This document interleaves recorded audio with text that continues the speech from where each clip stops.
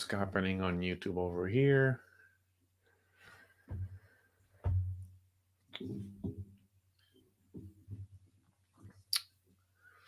All right. Yep, here we go. We are here and we are live. Rob, welcome, Rob. Well, Mr. Roberto Suarez, welcome to another Burnettwork membership chat.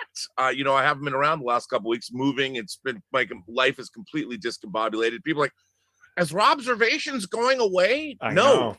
While I'm streaming a lot with Campia, I'm just like, I just want everybody to know, like, this is kind of what's left behind me. But imagine if what you see behind me, and there's stuff above and below that you can't see. All of this has to go. Yeah. And it's been going. And today we've got trucks, we're moving furniture, and I've been putting stuff in the pods. What I do is I take down one of these bookcases, then take the bookcase out, take everything that was in the bookcase over to the new place and set it where the bookcase is going to then go. So I can slide the bookcase in when they're there and fill it back up for the new Robservatory experience. It's going to be awesome. I know I was just telling Rob, it's going to be a lot of hard work to get there, but once it's there, it's going to be glorious. Bro, I'm, getting the gun show. The gun show. Nice. Bringing it back up because lifting, taking all these omnibuses, it's like the scales of justice are weighted down. You can start a whole geek workout program now, like lifting omnibuses and. Dude, I'm telling you.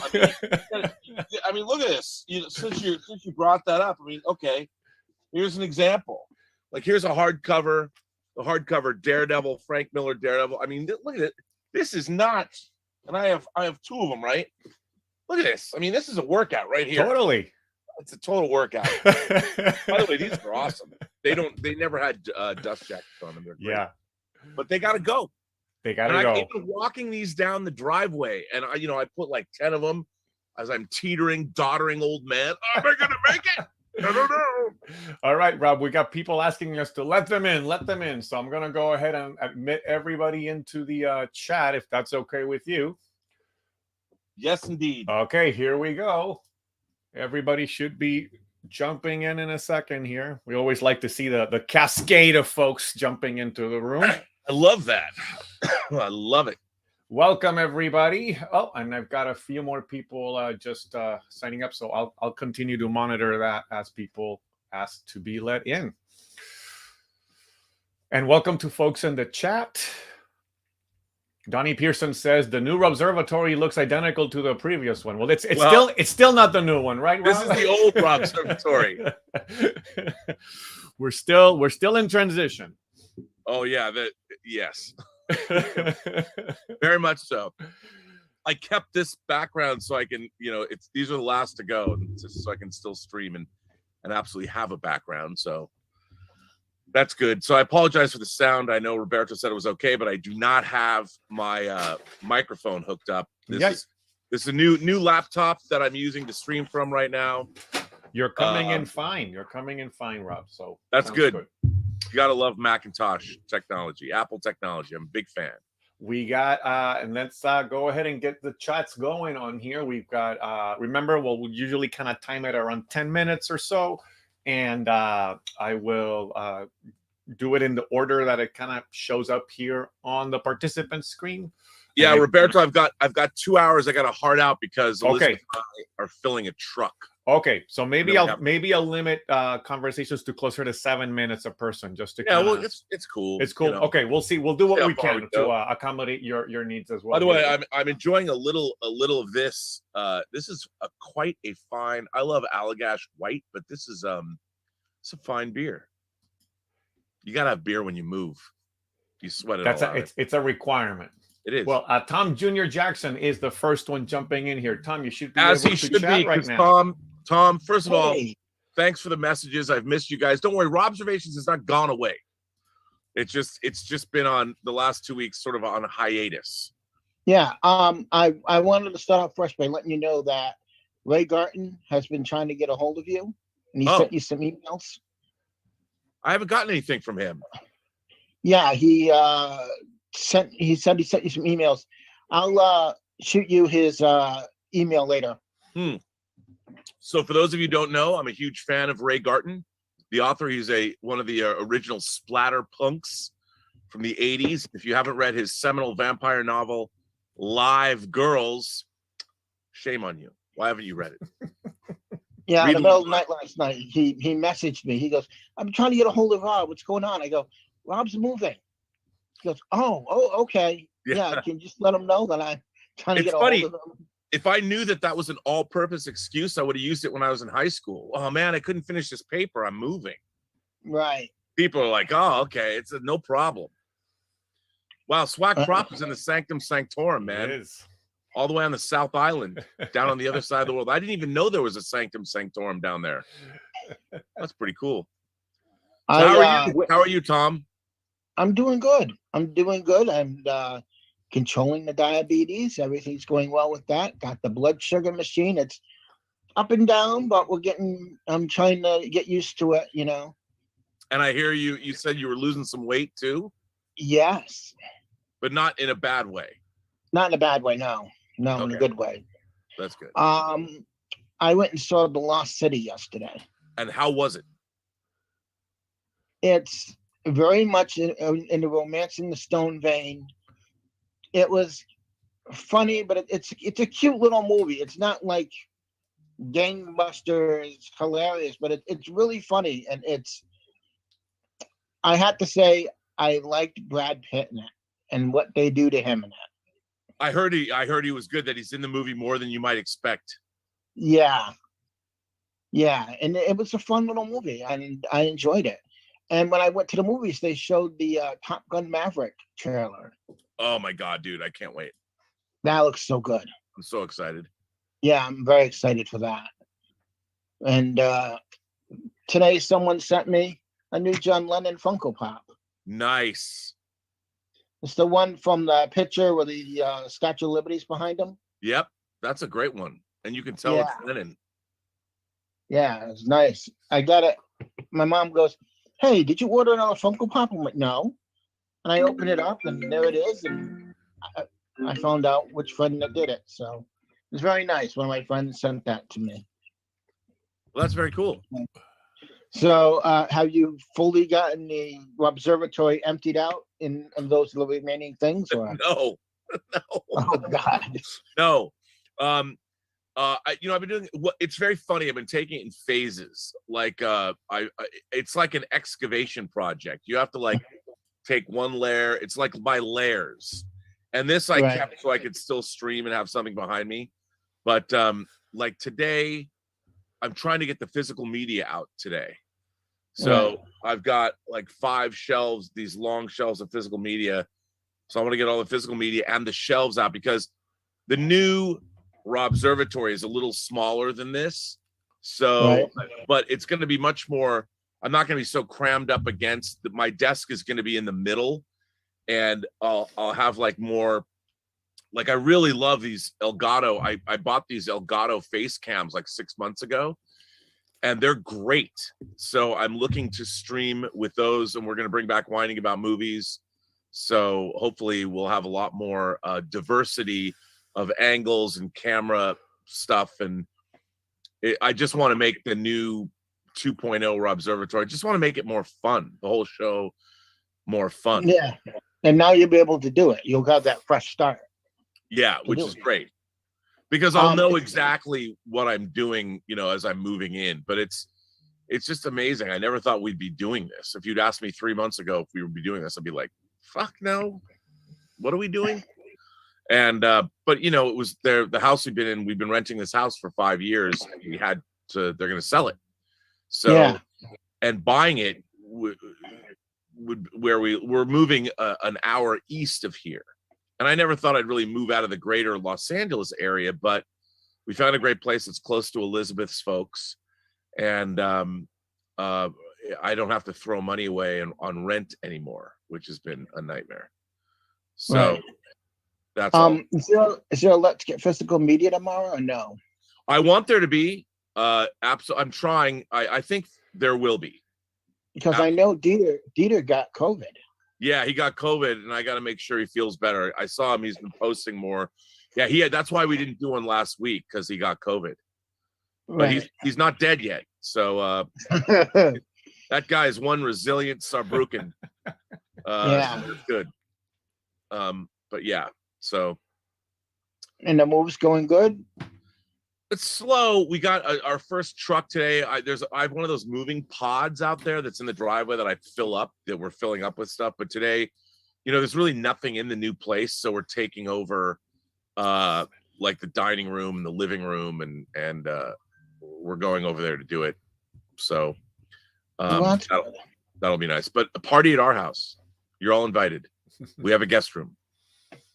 So if you're ever in LA, just give me a call. Oh yeah, I got family out there, so Put you up. But you have to take care of the dogs. We're getting a third dog.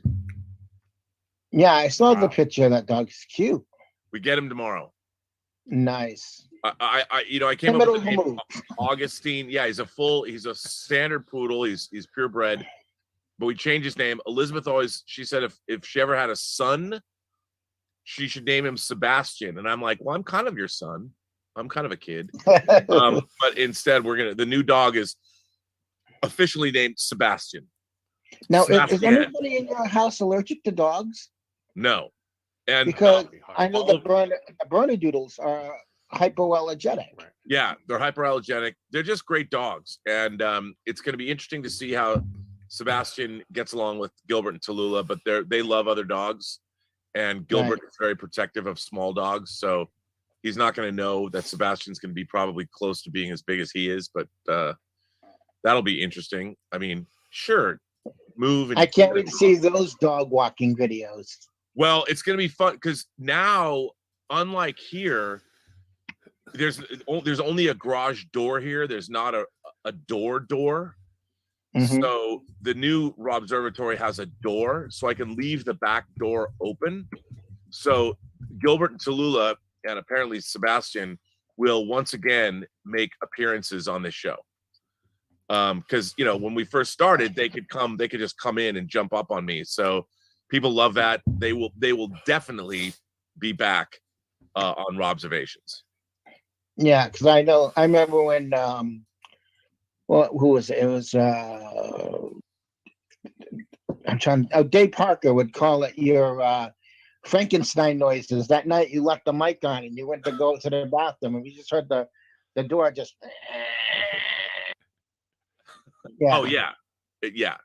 It's and this is different. I mean, there's actually, which is great. So and they have a lot of room to play, so they can just, because I've always wanted them to be able to come in and out of here, but I can't. They either are in here or they're out. So, but not in the new place. Right. And Dave Parker and I are going to do a Midnight Metal next week. So, called me last night, and I'm, everyone's been, people are like, did John Campea steal you away from the channel? I'm like, no. You see, a little thing like this happens. Everybody wants to talk to you. Nothing's going on. Nothing. Well, I have to say that my seething hatred for Star Trek needs an outlet, or it's going to give me a heart attack. So I need to get back on. I got to get back on the Star Trek tip, because we had there. It's the best of times. It was the worst of times, as Kirk read to Spock in Star Trek II: The Wrath of Khan, in the book that he gave him for his birthday, Tale of Two Cities. And today is Leonard Nimoy's birthday. It is Leonard Nimoy's birthday today. Yeah, Shatner's was 91. He would have been. Yep, he would have been 91 years old.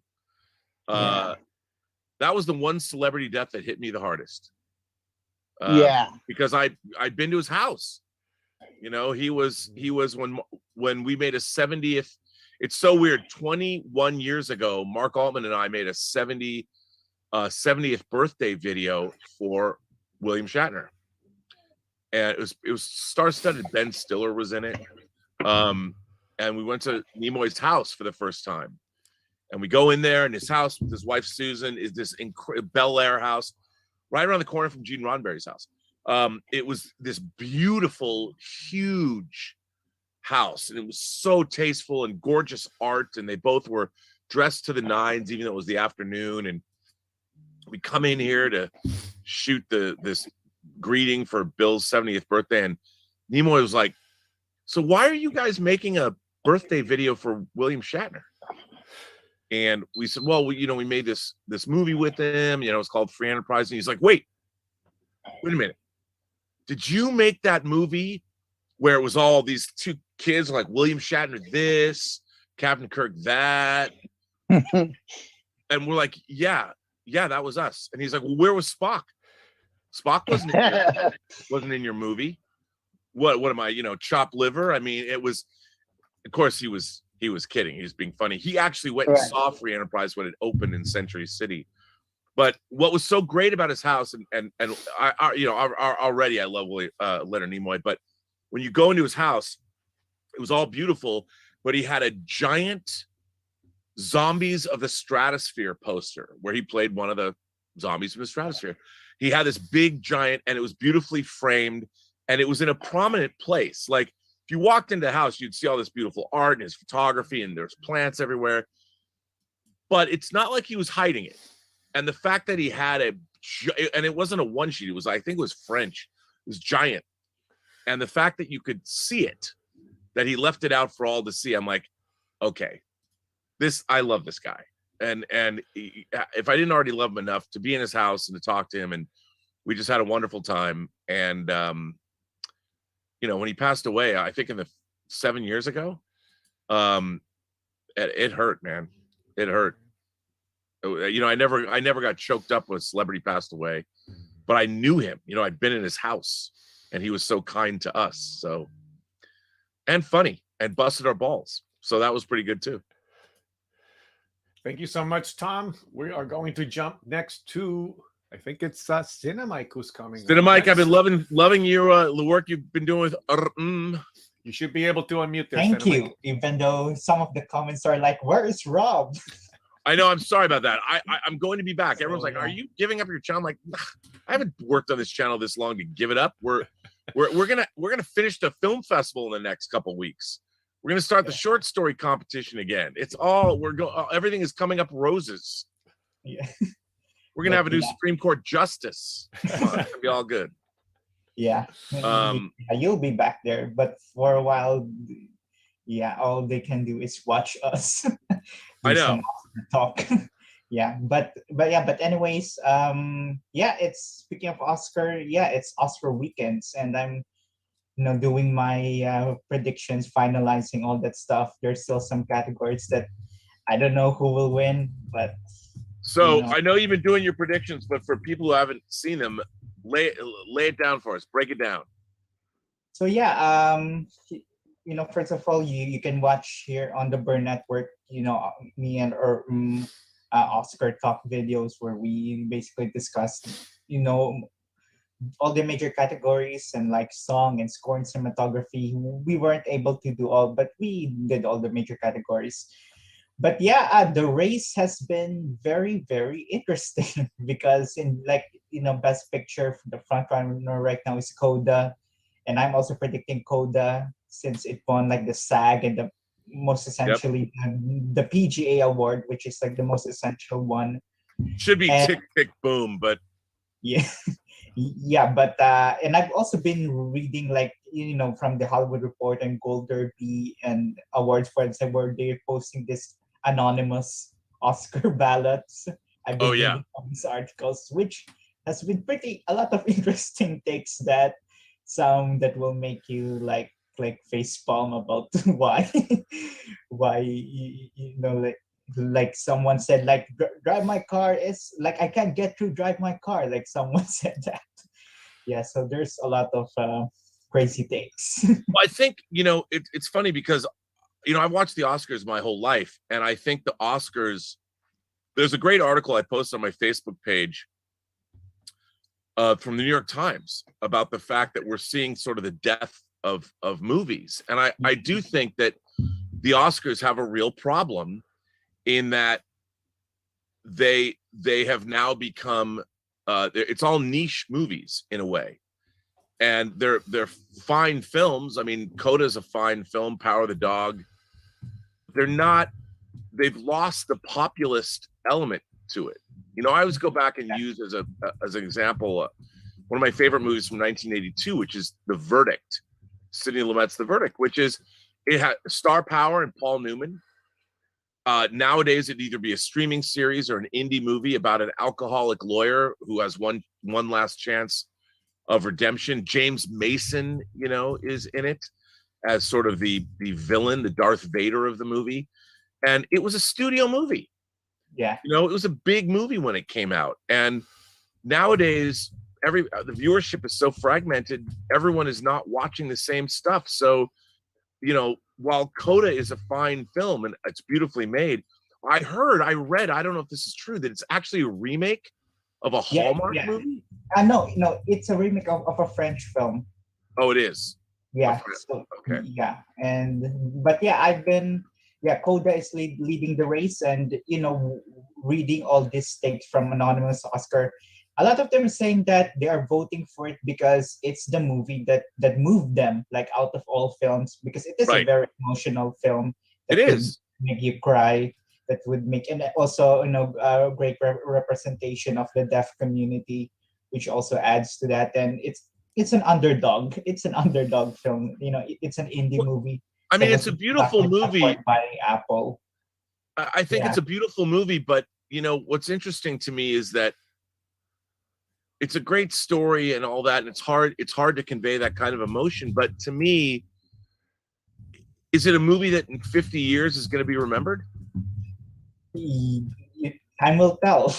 Yeah, that's the thing. I just think that the Oscars have become, I don't know, the movies used to be mythic.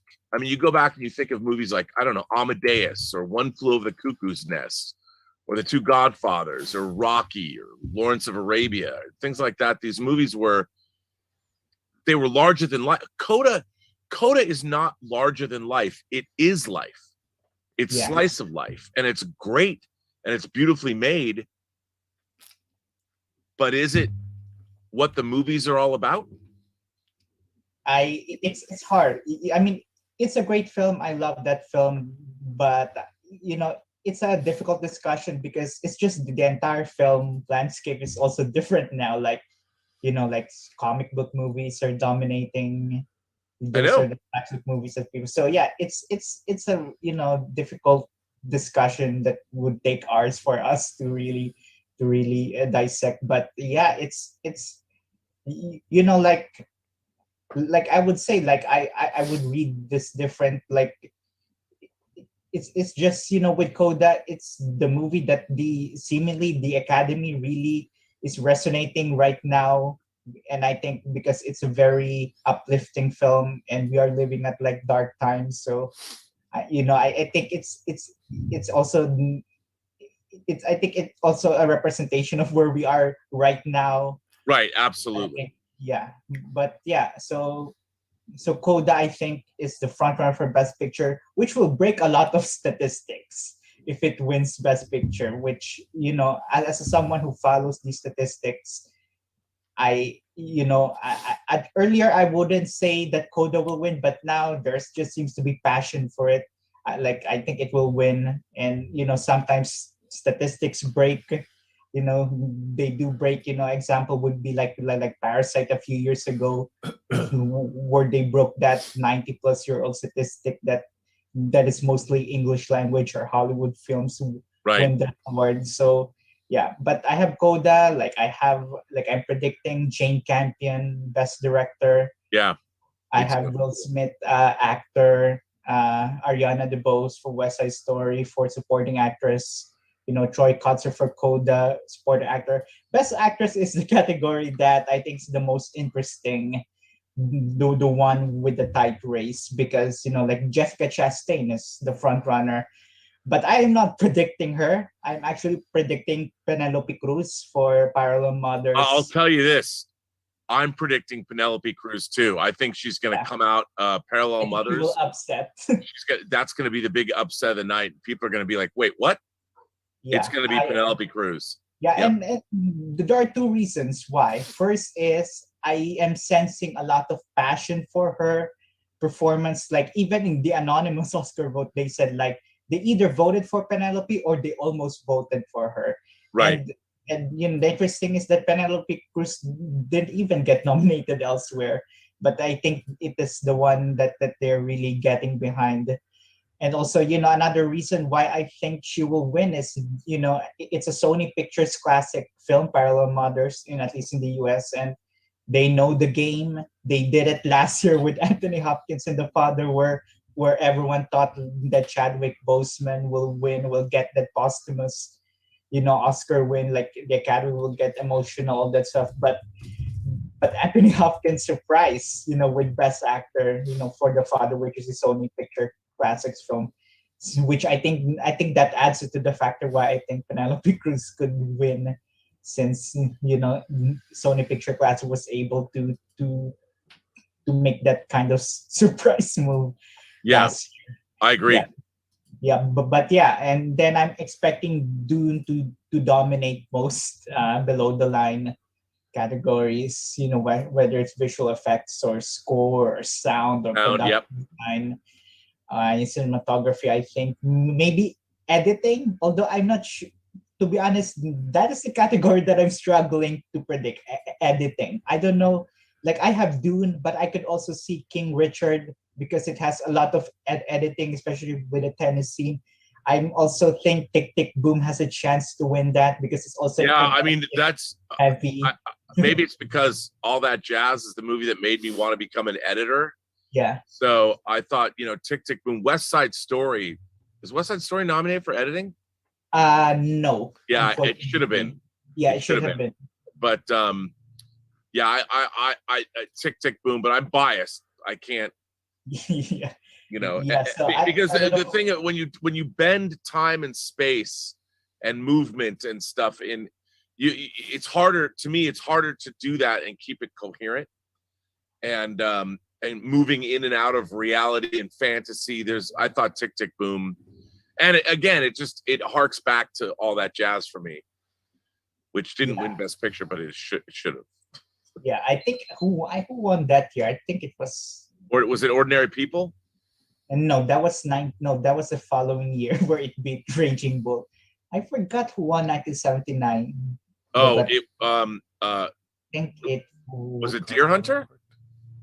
I think that was the year prior. Wait, Before? I know that out. wasn't. Okay, I'm googling right now. So 1980, the 80 Academy Awards for the year 79. Mm-hmm. It wasn't All That Jazz. It was it was Deer Hunter. Kramer versus Kramer. It was Kramer versus Kramer. Oh, Kramer versus Kramer, right. It's also a great film, but it has All That Jazz and Apocalypse Now, so I don't know. Yeah, dude. I mean, look, I would have given Best Picture. Both of those movies are two of my favorite movies of all time. Yeah. Me too. I love both All That Jazz, Apocalypse, which is, by the way, shot here in the Philippines. Yeah, I mean, what's crazy is if you look at movies like All That Jazz and Apocalypse Now, and then you look at Kramer versus Kramer, a fine film with great acting in it. Yeah. Really good, but come on now. Yeah. Really? Yeah, those two are the ones that, I love those films. I mean, I also love Kramer versus Kramer, great Meryl Streep performance in Dust. Oh, yeah. And great Jo Beth Williams nudity. Yeah, and I think Jane Alexander's also there, right? In Kramer vs. Kramer. I think she was.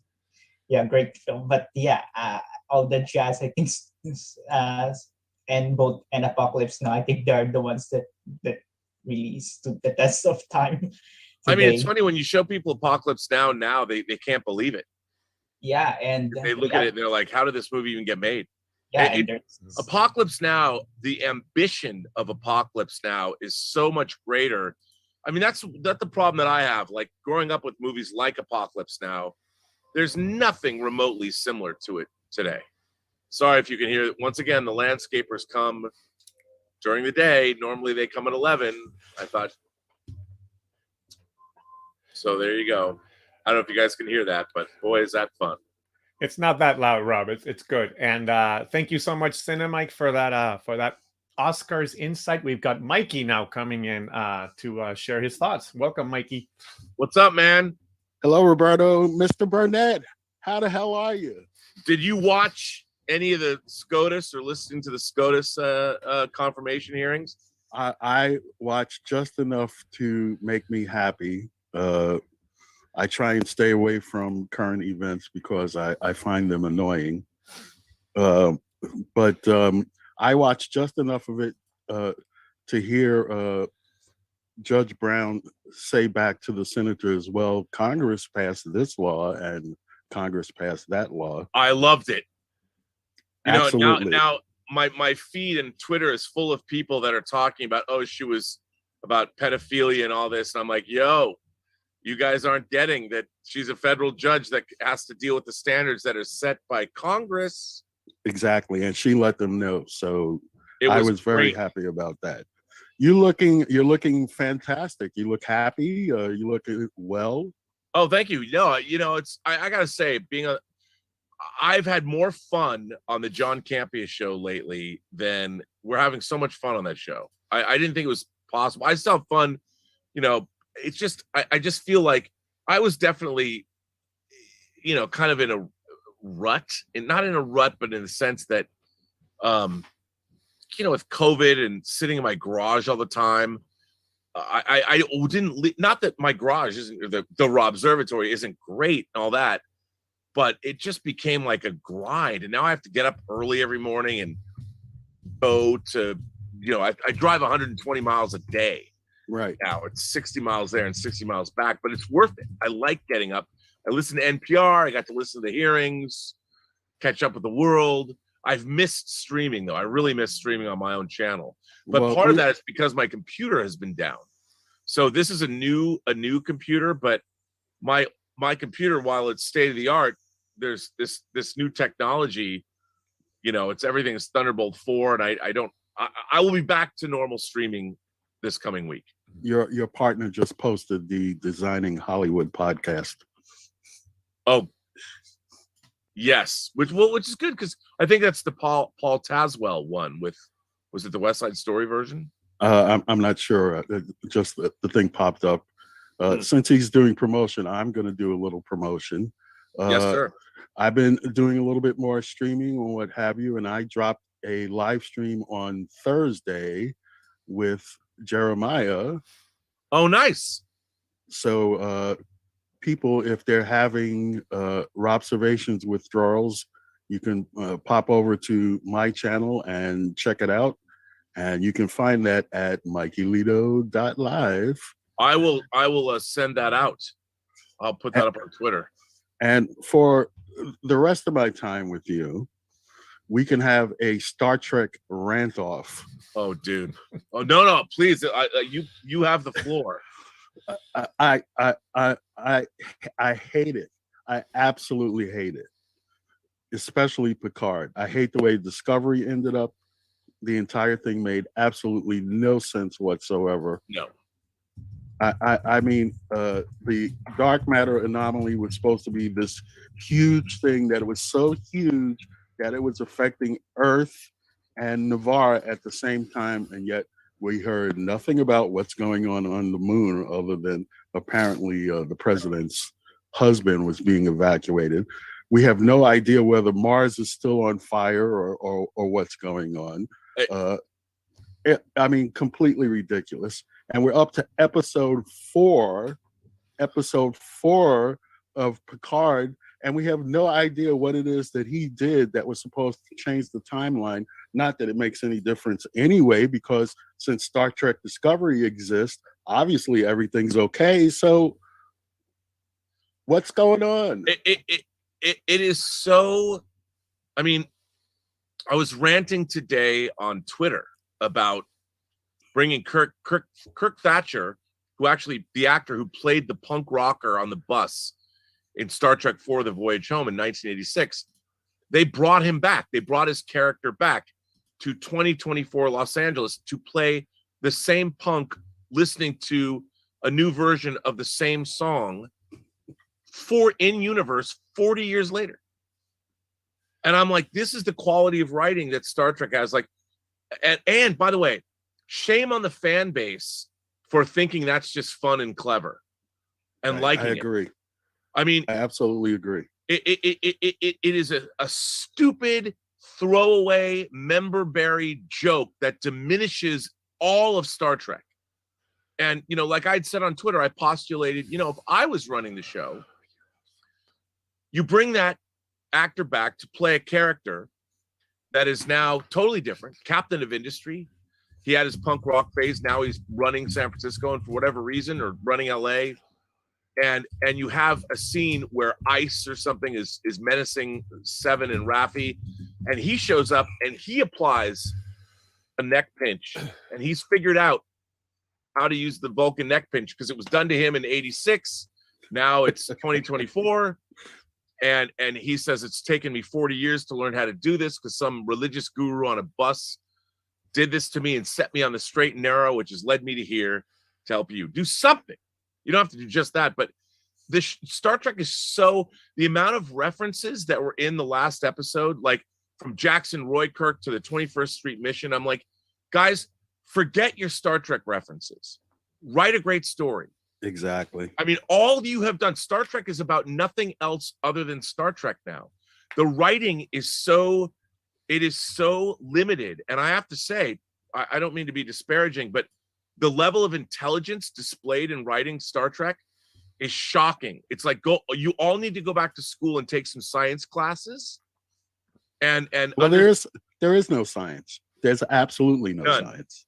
None. And there's no understanding of stellar mechanics or geographical. No one understands how the galaxy works or what. It's so maddening to watch. Now, all of that said, I do love Agnes Girardi, though. Well, she is like a total wacko. Yeah, and I love it. I like Allison Pill a lot, you know, but it's this, like, here's the thing. You have the La Serena crashes down onto Picard's vineyard. Do they think because no one lives in the vineyard that no one noticed a ship falling from orbit into European airspace that probably flew across the borders, the aerial protectorate, whatever you want to call it, the airspace of how many countries through Europe? And we turn on the cloaking device. I mean, it would have lit up half of the emergency early warning systems across Europe. I hate it so much, but she's all right. I mean, but again, the relationship with the Borg Queen, they don't even think about the fact that this Borg Queen comes from some alternate universe where, I mean, she acts like a person. She doesn't act like what she's supposed to be. It just makes me angry. Well, I'm just about ready to get off. I just want to compliment RM and Cinemike on the show that they're doing on the Oscars. I have been watching them, and I've been watching them more than I'm going to watch the Oscars. I'm going to spend 5 minutes on Monday morning going through the trades to find out who won and who lost, because I really have no interest in the broadcast whatsoever. I know. While Rob is busy, folks, everybody just like there are some of us out here doing other things and what have you. So check us out. And if you want to watch Mr. Campia, I guess it's okay. Well, we are having fun on the show. I can tell every time. I really love his little clickbaity titles and what have you, but I check his rundown every day, and if there's a segment that I'm interested in, I will check it out. So I actually think that the show, we've been doing a pretty good mix of fan people stuff, but also industry commentary, which has been fun. You know, I've liked that kind of mix, which has been fun for me. But, you know, obviously I need to get back and start doing my own show again. Yes, you do. It's been too long. And there's so much to talk about. So check out Positive Fandom with RM. Check me out on the Mikey Lito live channel. And RM has all various channels listed on her YouTube page. So check them all out and join us. And I guess Rob will be back soon. I'll be back shortly. Hopefully tomorrow. Let's get physical media. I got stuff to show. I got some discs. Not many, but I have a few.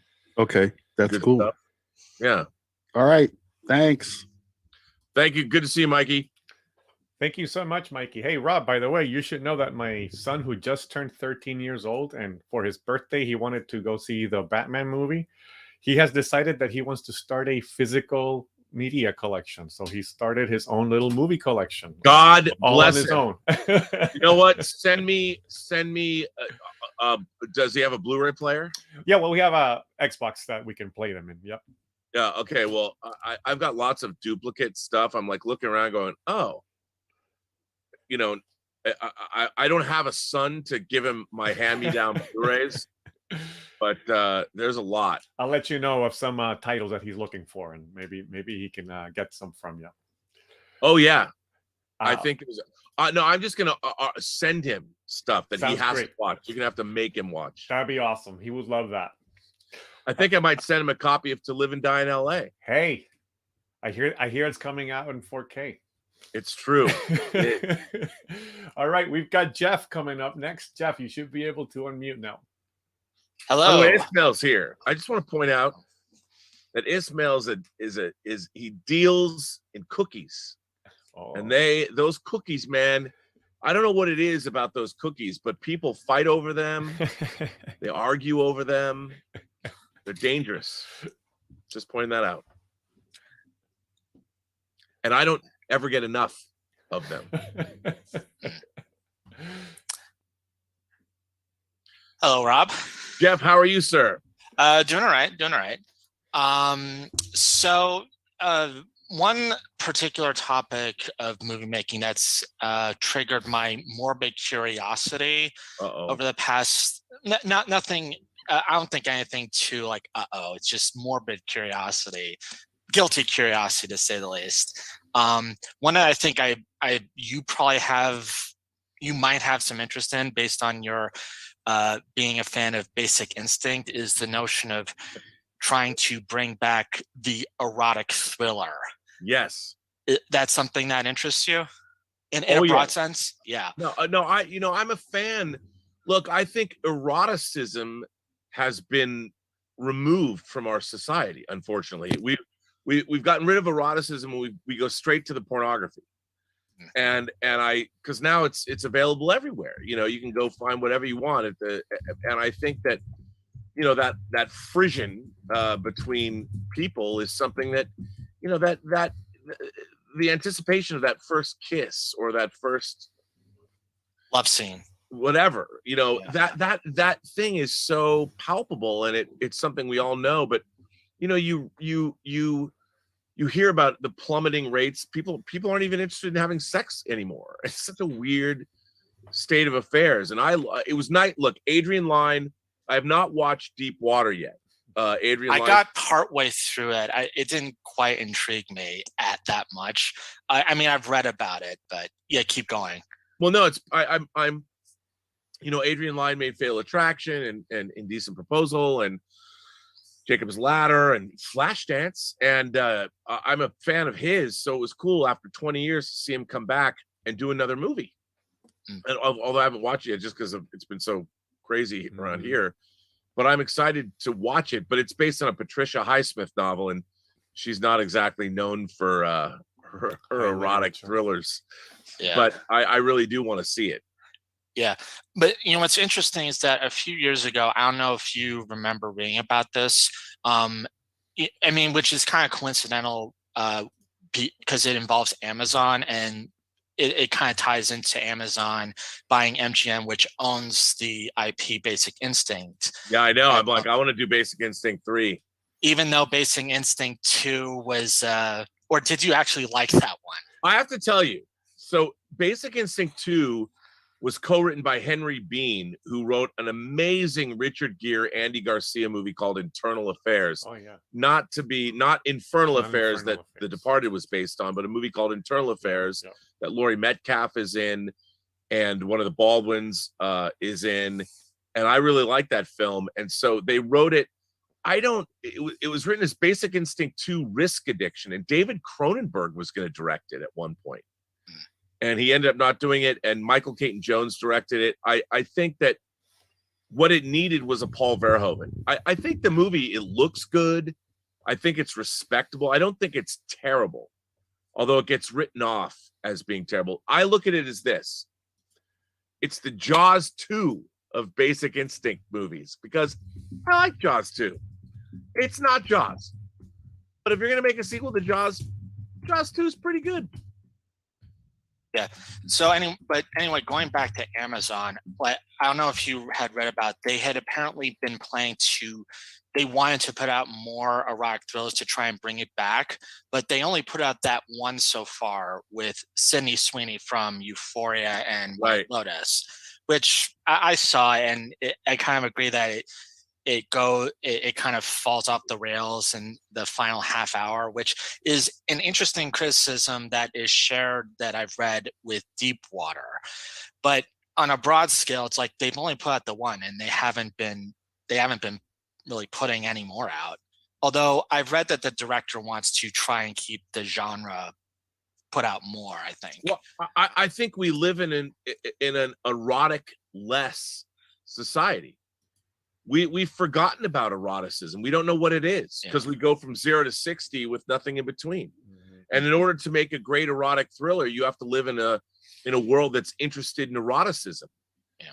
And now everything is, we go pornographic so quickly, and that buildup and that anticipation and the way erotic power is wielded. Like, I go back to Lawrence Kasdan's Body Heat, when Kathleen Turner says to William Hurt, you're not very smart. I like that in a man. We don't have that anymore. And the thing about eroticism is that, what do you now have to ask for consent? I mean, we now live in a society where we're so in denial over our own our animalistic nature, and that's what eroticism is all about. Unbridled, unfettered eroticism is something that our societies seem to have forgotten about.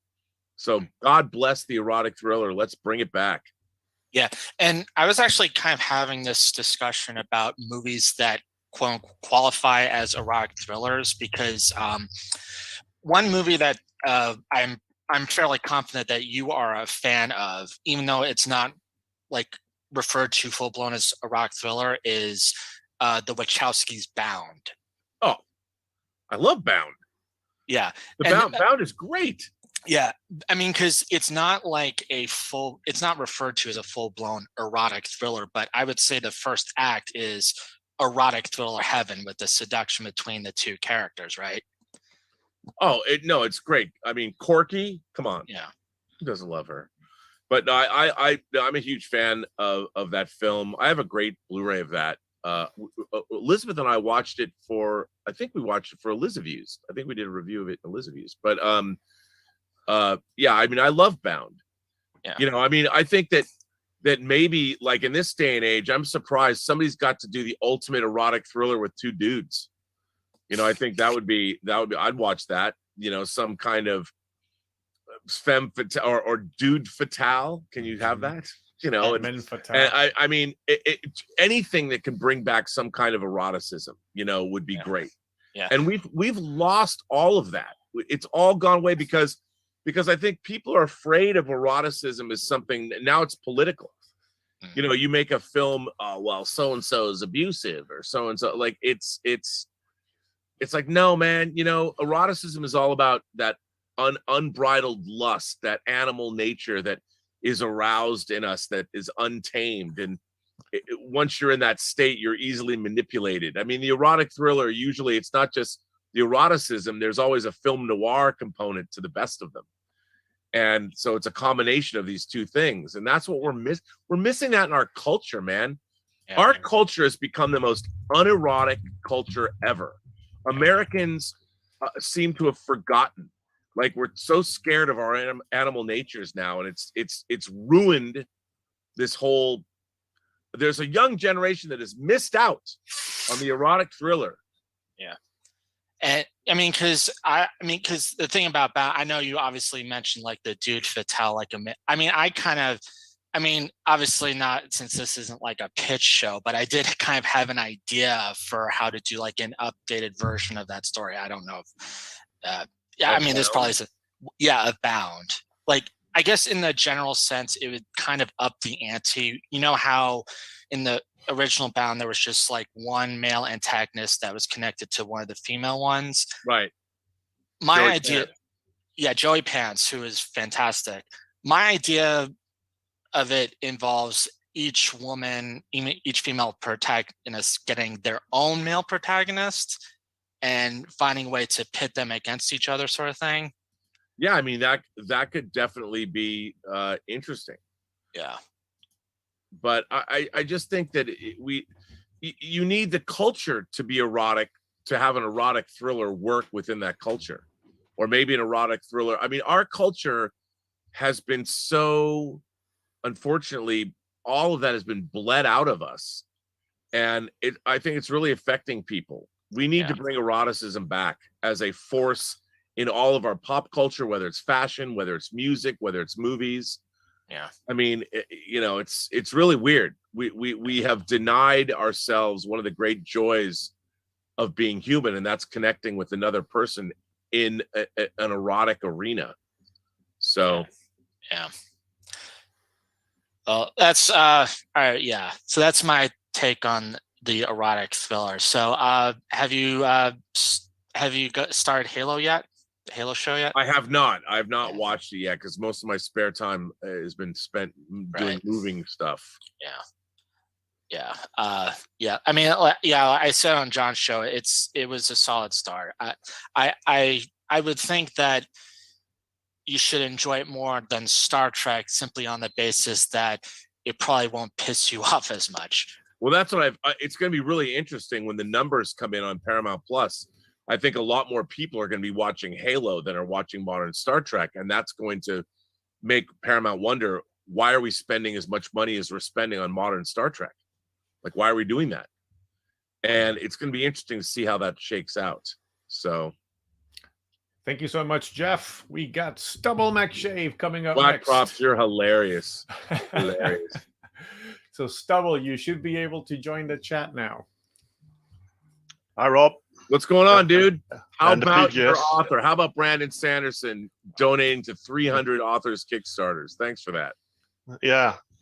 He checked every publishing Kickstarter and evaluated everyone, and then they supported. They backed all that they thought were worthy, so to speak.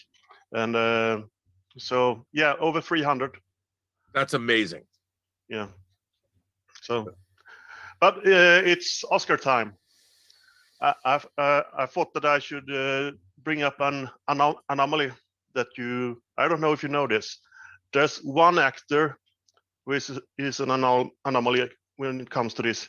He's only he's acted in 5 movies. 3 of them won Best Picture. I know who you're talking about, but And two were nominated. Yep. Yeah. And he was Meryl Streep's boyfriend. Oh, that I didn't know that. Yes, they were a couple when he passed away. Yeah. I think he died from lung cancer. Yes. And for everyone who's wondering, it's what's his name? It's John Cazale. John Cazale. Yeah. Yeah. And for those of you, he was in Godfather 1, Godfather 2 in The Conversation. He was in Dog Day Afternoon. And he was in The Deer Hunter. The Deer Hunter, right. And then the archival footage in Godfather 3, I think. Yes. And those were the only movies he was in. Yep, he played Fredo, and he was an amazing. I'm smart, not like they say. No, he's great. Yeah. I thought I would stump you on that, but I didn't. Anyway, but I tried watching Picard. I watched 2 first episodes of the first season when it first aired. What was it, 2 years ago or whatever? Yeah. And I could only watch the 2 first episodes. I couldn't go through anymore. I just couldn't take it. So, but now I thought maybe I should pick it up and start episode 3, because it's a new season and everything. 10 minutes. After 10 minutes, I quit. And I watched some Deep Space Nine instead. Why did you quit? What was it about it that made you quit the new season? I didn't start the new season. I continued on the old season. Oh, what made you quit though? The writing, and I thought the characters were not. They were not believable, really. And No. And it was the amount of violence was. I didn't think it fit the Star Trek brand really. But I watched some Deep Space Nine instead. I watched one of my favorite episodes. No one talks about this episode, but it's Nor the Battle to the Strong. Oh, that's a great episode. It's a great episode. That's season 6, right? Season 5, I think it's 5, episode okay. 4, and it's a standalone episode more or less. So you don't need any background to watch it. So everyone watch it at home. It's a great episode. It's balances on what's the thin line between what's courageous and what's cowardice. Yep. And it was a great episode. So I watched that instead. Well, I mean, I think what's interesting is starting from the beginning of the 4th season of Deep Space Nine with the Way of the Warrior, when we go to war with the Klingons, to the end of the series is an incredible season 4, 5, 6, and 7 are all incredible seasons of Star Trek. And I think the 6th season of Deep Space Nine is absolutely the strongest season of modern Trek. Any modern Trek. It's so good. And it's basically no bad episodes, maybe 1 or 2, but there's basically no bad episodes from seasons 4 and onwards. Well, it's just so thoughtful. I mean, I really think that what I can't stand is, to me, they write all this stuff in modern Star Trek, but they don't think about the actual ramifications of what they've written. Like, okay, you've written A, B, and C here, but doesn't that mean that D, E, F, G, H, I are also part of that equation? And you haven't taken that into consideration with what you've written. So everything that they write, I watch and go, that doesn't make any sense at all. Yeah, they must extrapolate from the existing to what's probable. Yeah, exactly. And great science fiction writers do that. When you extrapolate something, then there's an entire universe of stuff that would also be extrapolated. Yeah. And unless you're taking all of that into consideration, it doesn't make any sense. No, and I couldn't stand the interpersonal conflicts that they manufactured in all modern Star Trek, really. That's all they can do. They is the antithesis of what Star Trek writing is supposed to be. And when you see Rio smoking on the bridge of the Stargazer, it's like, come on, man. Yeah. Really? I mean, I would love to see an episode like Duet, or like Nor the Battle to the Strong, or like Explorers, or any one of those really good episodes. Honestly, I don't think the writing staff has the ability to write those kinds of episodes. Because all the people that are writing current Star Trek, all they've ever done is watch TV. Yeah. There's no literary background. And if there is, they're not bringing it there. I can only imagine what Kirsten Beyer, who still is a co-creator of Picard, would have to say about it. And it's really depressing, to be honest. And when you watch Jake in that episode, you feel the truth in it. Yep. I don't feel the truth in these modern shows. No, there isn't any truth. It's all writer constructs. All they're doing is writing formulaic stuff. There's nothing inspired. They're also missing the point. Like when Michael Pillard took over on Next Generation in the 3rd season, his mandate was that all of our stories need to come out of our characters. Yeah. The thing about Picard that fails utterly, that makes it such a miserable viewing experience, is that Picard himself, it's not about him. Yeah. There's all this external shit that's happening that he's dropped in the middle of. We're not watching a story about Jean-Luc Picard. It's about everyone else. And I find that so, like, here you have an opportunity. Like, what is a character that saved the galaxy numerous times, that is essentially a tremendous hero, when you get to the end of your life, which we all will do, and that's what Star Trek does. Star Trek informs all of our lives through an action-adventure prism. What does it mean to be somebody like Jean-Luc Picard, who still has vim and vigor, who still can have a life? How do you continue to give your life meaning, even though you might be at the end of it?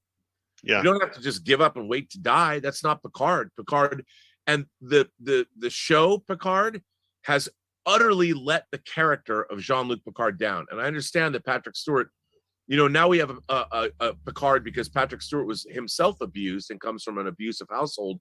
Now Jean-Luc Picard comes from an abusive household. And it's like, wow, you know what? That is so modern day, because we can't, no longer can anyone write a story where someone had great parents. Yeah. Gotta give them trauma. Yeah. But what I want to say to everyone, watch episode 4 of season 5 of Deep Space Nine and see what's great writing is in television. Yep. Yeah. Well, Stubble, I appreciate that. Your perspective is always welcome. And, everyone online, people just go, oh, Rob Burnett's screaming at clouds again. Thing is, I'm right. So are you. Yeah. I'm right, at least from my perspective. Yes. But you know what? Being right is not just from your perspective. There is a universal rightness. Yeah. There is. And when it comes to great storytelling, that universal rightness is self-evident. It is not subjective. Yeah. Great writing is objective. So you would be the Star Trek captain of righteousness. Yeah, but I can't say that, because as a middle-aged white male, that would be too dismissed. I have to say that I am a seeker of great storytelling wherever I can find it. Yeah. Unfortunately, there are very few great storytellers left today. Maybe a new moniker for you then. Yes. Yeah, I did. Yes. Okay, I'm done here, by the way. The seeker of great stories. I'll take that. Yeah. I like that, actually. Thank you, Stubble.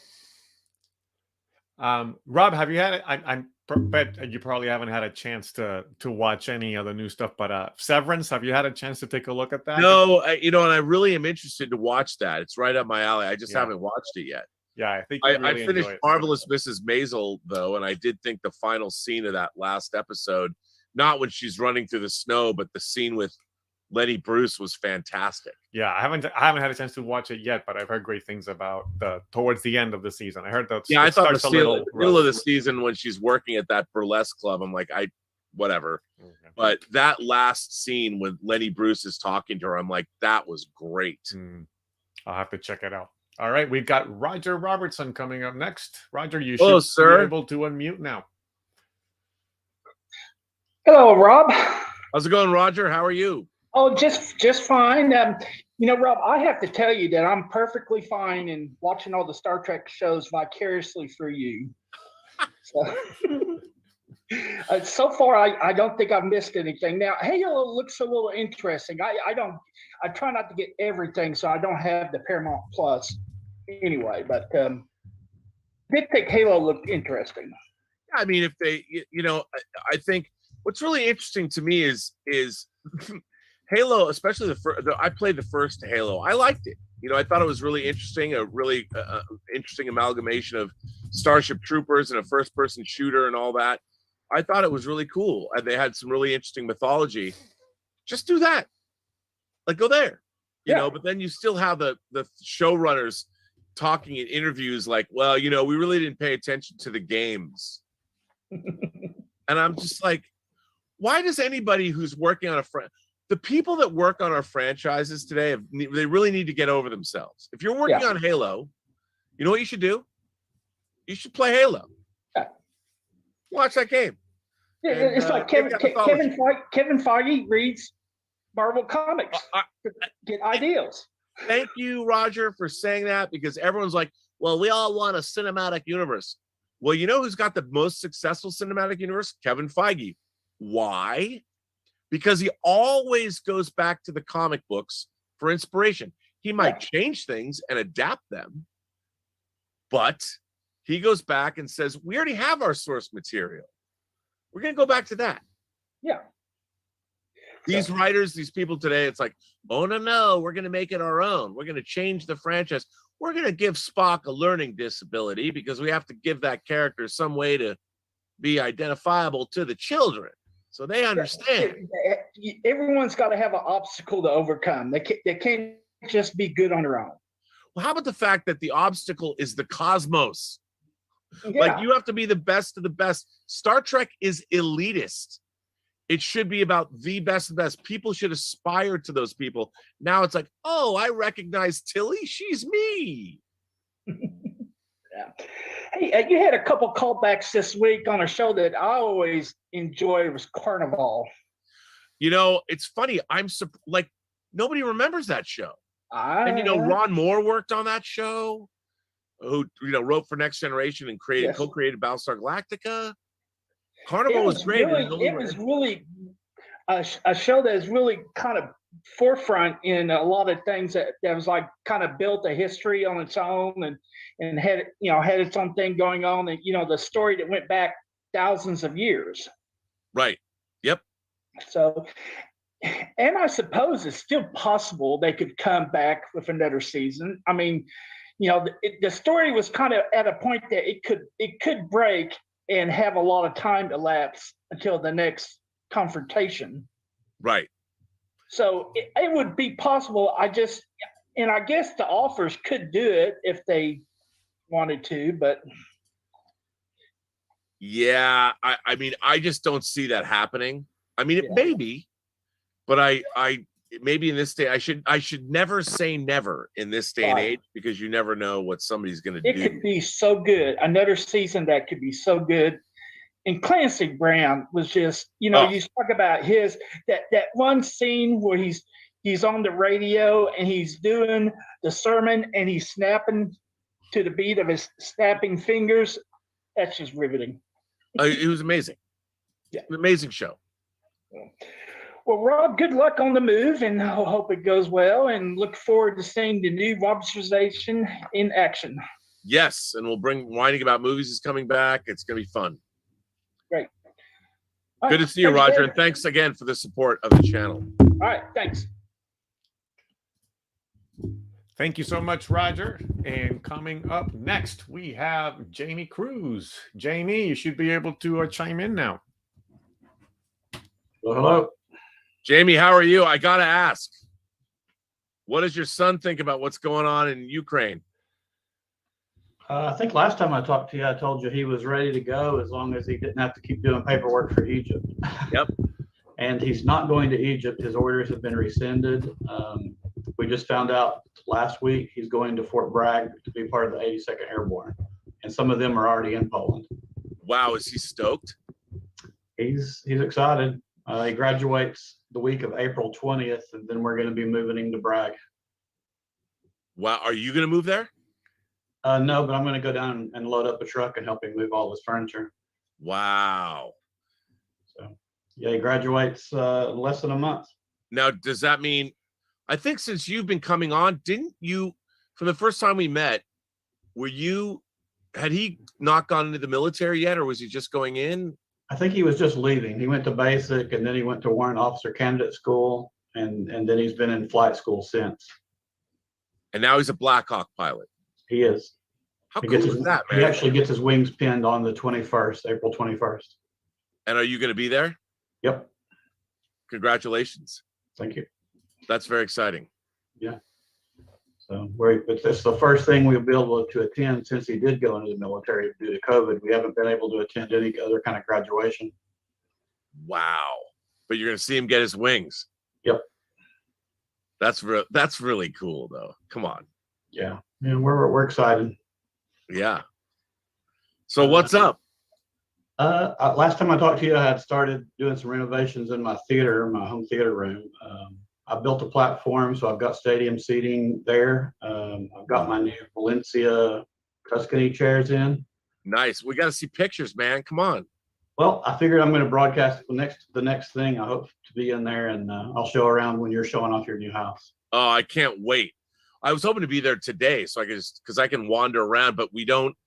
It's very weird where we're at. The internet, they would not give us 2 internet connections. Like here, I've got my own internet connection here. It's not today. It's not wired up, but there, they wouldn't do it. And I think when I first got the internet connection out here, it was pre-COVID, so nobody cared. Now, the bandwidth that I think people are using, they're like, you can only have one line for a house coming off the pole, and I'm like, come on, man.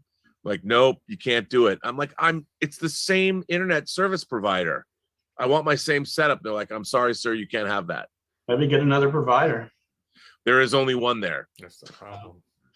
But I can imagine with people streaming and now everybody doing work from home, it's probably been hell. These providers probably had no idea what their pipelines were going to be having to do. For sure. So I feel like calling Elon Musk and going, yo, man, can I put like a Starlink thing on my roof? Get some worldwide internet cooking? Well, as long as my carpet gets put in, I'll show off my room whenever you're the next meeting, I hope, but it could take now long. Jamie, what is your go-to demo disc when you show people the system?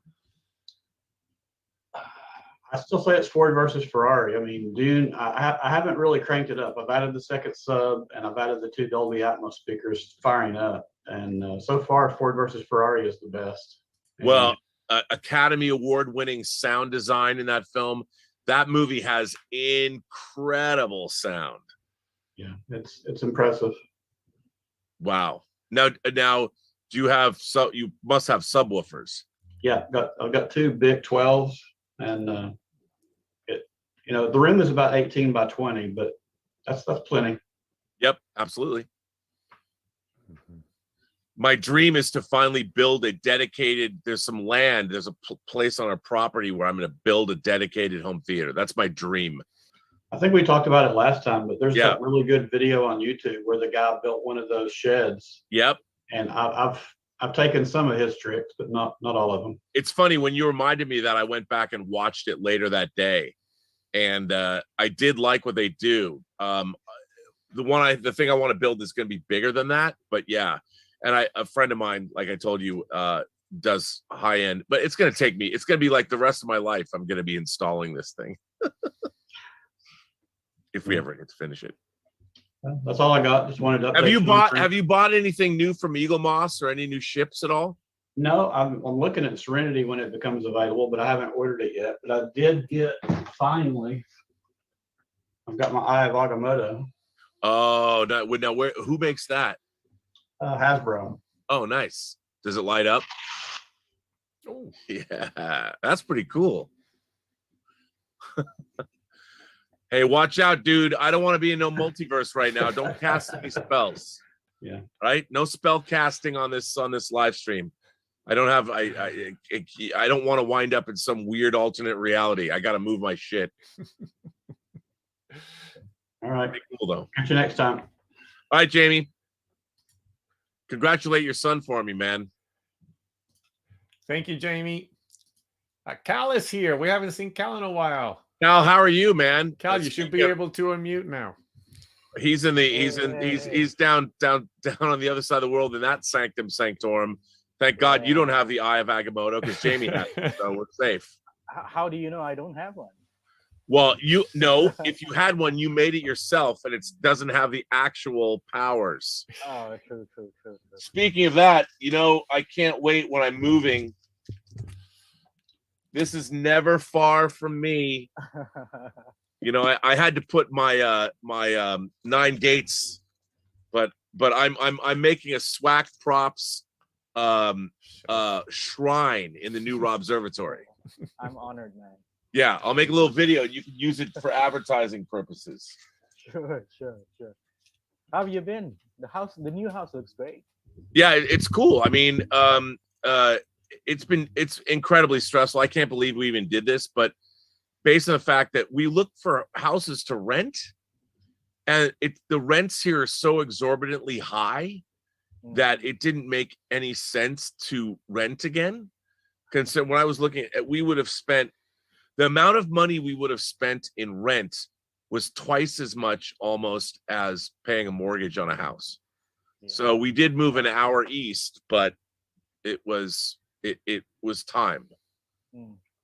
So my question is that with the new puppy, what does Skippy John think about it? Well, you've asked the $64,000 question. Now this is really interesting. So in our old house, at the kitchen door had a gate. It was like the gates of Mordor. The dogs never went beyond that gate because they could go into the family room that had a door to the front yard or out. And we live on a very busy street. So it was Gilbert, when he was younger, would run out in the street. It's terrifying. In our new house, there's not going to be a gate. So Skippy John Jones knew it was kind of like the Berlin Wall. She was on one side of the gate, one side of the wall. Gilbert and Tallulah were on the other side. Sometimes Skippy would venture into their territory, but they couldn't venture into hers. So now it's an open world. So it's going to be very interesting to see how Skippy and the dogs, and the new dog Sebastian, who used to be Augustine, but I lost that one. It'll be interesting to see how it develops. Tomorrow, we take possession of our new red-haired poodle. She's got a new assistant, a third assistant now. I think that Skippy could use her feminine wiles on the new male dog, and we'll see if he will be ensorcelled by her feline prowess, her feline magic. I don't know. By the way, you brought up Infernal Affairs early on. Do you know that there's going to be a new movie with both Andy Lau and Tony Leung reuniting with the guy who helmed Infernal Affairs? Really? Yes, it's a new movie called Goldfinger. It's set in the 80s. It's a crime drama set in the 80s. And oh my God. Andy Lau is going to be playing an anti-corruption investigator. And Tony Leung is going to be playing a crime boss. I am totally in. That should be interesting. I can't wait. But Goldfinger, though? Well, it's I think it's a translation of the Chinese title. I think the English title is going to be Once Upon a Time in Hong Kong. Oh, okay. Okay, that's cool. Yeah. I although I don't know what the Goldfinger refers to. Maybe, he's like the old finger with the Midas touch and so on and so right. forth. Yeah. You know what I just realized? I've been talking to you guys without headphones on. And I do think that I can plug headphones into this computer. And yes, I can. I don't know if that makes it better. But well, we can hear you clearly. No problem. Well, that's good. Yeah. But there's one thing on my mind, and that is Star Trek Picard. Oh, please tell me everything. Well, to be honest, when I watched, I wanted to like the second season, and actually I thought that it started off better than it did the last season. Me too. Yeah. So I thought the first episode was okay. I mean, aside from Jurati being annoying, I thought it was okay.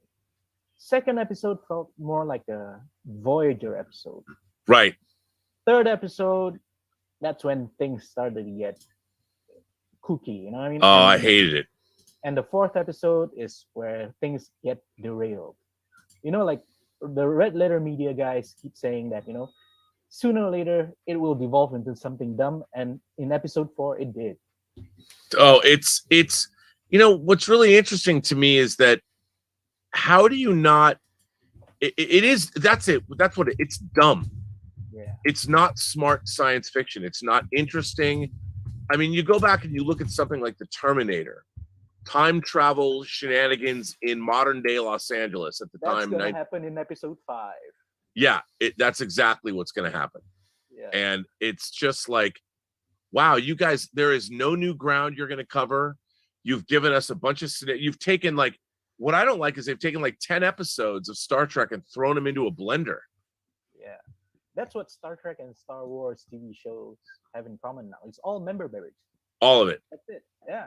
and I keep seeing like fans trying to explain that the reason why Guinan didn't recognize Jean-Luc was because in this timeline, Time's Arrow didn't happen.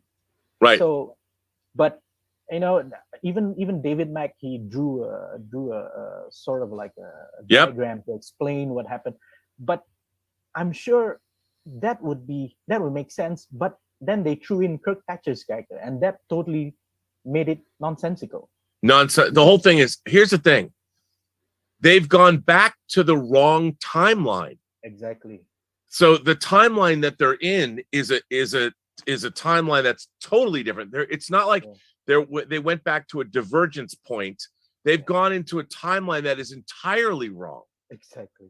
So and that's what I can't abide, that they're not even adhering to time travel as it was established in the Star Trek universe. And they don't know why it doesn't work. And someone was trying to explain that maybe, when Kirk Thatcher, he said, when he apologized and he switched off the music, it's because that he experienced General Kirk from that timeline, going back and giving him a kung fu chop to the neck or something like that. But that's not what Terry Matalas said. Terry Matalas said that he experienced a temporal echo. He sort of remembered that timeline where he was given the nerve pinch by Spock. So, but I mean seriously, if anyone is supposed to feel a temporal echo, it's Guinan, not some punk rocker on a bus. No, it's all because they didn't think about it. Now they're backtracking and they're like, oh, and you listen to it, it's all just a bunch of BS. And it's all, this whole thing is created by Q anyway. And it's not, what's interesting about time travel is inherently, by definition, a story of the road less traveled. You go back in time, and they did it brilliantly with Q in Tapestry, where they show how a pivotal moment in Picard's life led to a divergent road, and he could have been this guy, instead he became this guy, and he's learned to value himself. This story, what they did was they took all of these they didn't have a story yet. They're like, well, let's put in the Borg and time travel, and we're going to go back to all these, and they've forced in a story so they can incorporate all of these other things. This show is only about Star Trek itself. They're not telling a story that's about us, about humanity, about the greater good. They're only telling, because they believe that a Star Trek story is a certain kind of a story. It's a morality, like a Twilight Zone story. It's like a Twilight Zone episode that has to have a twist at the end, when really that's not what it has to have. Star Trek is an allegorical action adventure show. Allegory is not going to a homeless camp and having our characters go, wow, homelessness is terrible. That's all that is preaching. That's virtue signaling. That isn't a story. That's political commentary. And a great story is allegorical, and it alludes to things. That's why Star Trek never was like, past tense was interesting, and that worked. And they did that on Deep Space Nine 25 years ago. So they're going back and doing it again, but worse. Like, you guys already did that. You did your 2-part homeless episode, which was great. High water mark. But now it's like, that's just another added thing. Let's go back to a time that we've already been to. In Deep Space Nine 25 years ago. They're not even doing something new. They don't know how to do allegory anymore. Like, I just recently rewatched Cogenitor, and that is a brilliant episode. Dude, so you know what? It's funny you say that. I watched it with Elizabeth last week. It was just something to watch 45 minutes ago. Watch this episode. I had forgotten. I always love that episode. I'd forgotten what a gut punch the end of that episode is. Yes, it was. And it doesn't need to be like, in your face like Discovery is. It's all allegorical. Yeah. Yep. The impact that you feel from watching it is really powerful. Oh, it first of all, in this episode, you've got I did like the actress that they cast as young Guinan. I did like her. But when she's giving a diatribe about how, you know, this is how people have treated people like me, I'm like, you're a fucking Allurian. You're from a different planet. You're not from Earth. You know, and I'm thinking to myself, like, you're a watcher, a listener, whatever you are. You've been on Earth for over 100 years. I have to assume that she was in the 1800s. You've come here to observe this planet, and you've lived for centuries. And when I'm listening to Guinan deliver a racial diatribe, I'm like, you're not even from this planet. So I get what you're saying, but you've chosen to be here. You're an Allurian, and you've been on Earth for over 100 years. So I get what you're saying, but she's not the character to make that point. But whatever. Thanks, Cal. Ismail. Ismail is here. How are Ismail, you, sir? You should be able to chime in now. We can't hear you. By the You are unmuted on our side. Yeah. It might be something on your end.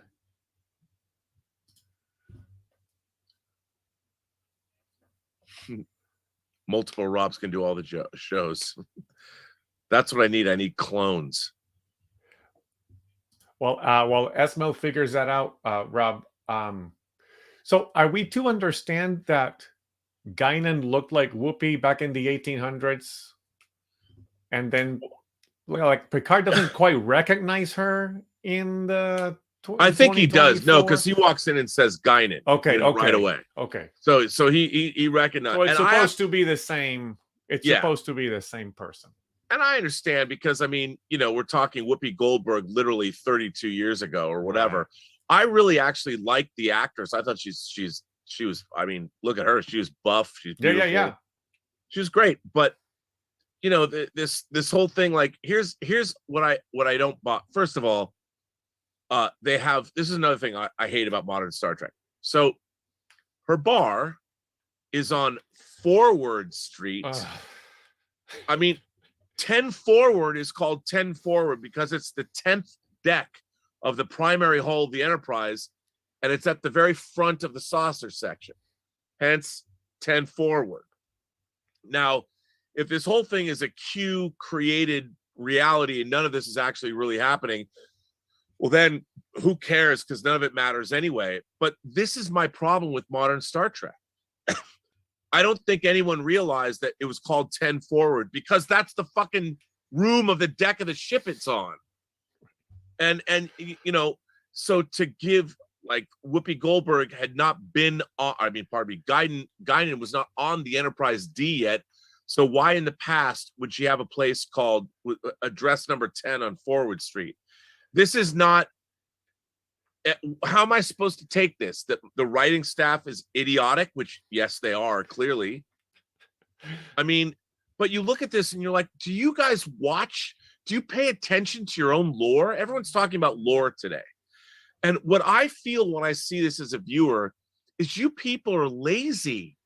I want my writing staff, you know, when you watch your great shows that you love, pick your favorite show.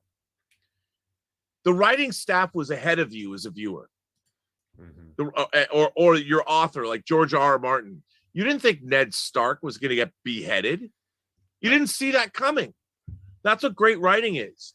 So when I see writers put Guinan's bar at number 10 on Forward Street, I'm like, you people are idiots. You're dumb and you don't understand your lore. And when you tell me as a viewer that you don't understand your lore, I'm like, why am I watching your stupid fucking show that is besmirching 55 years of great writing? Yeah.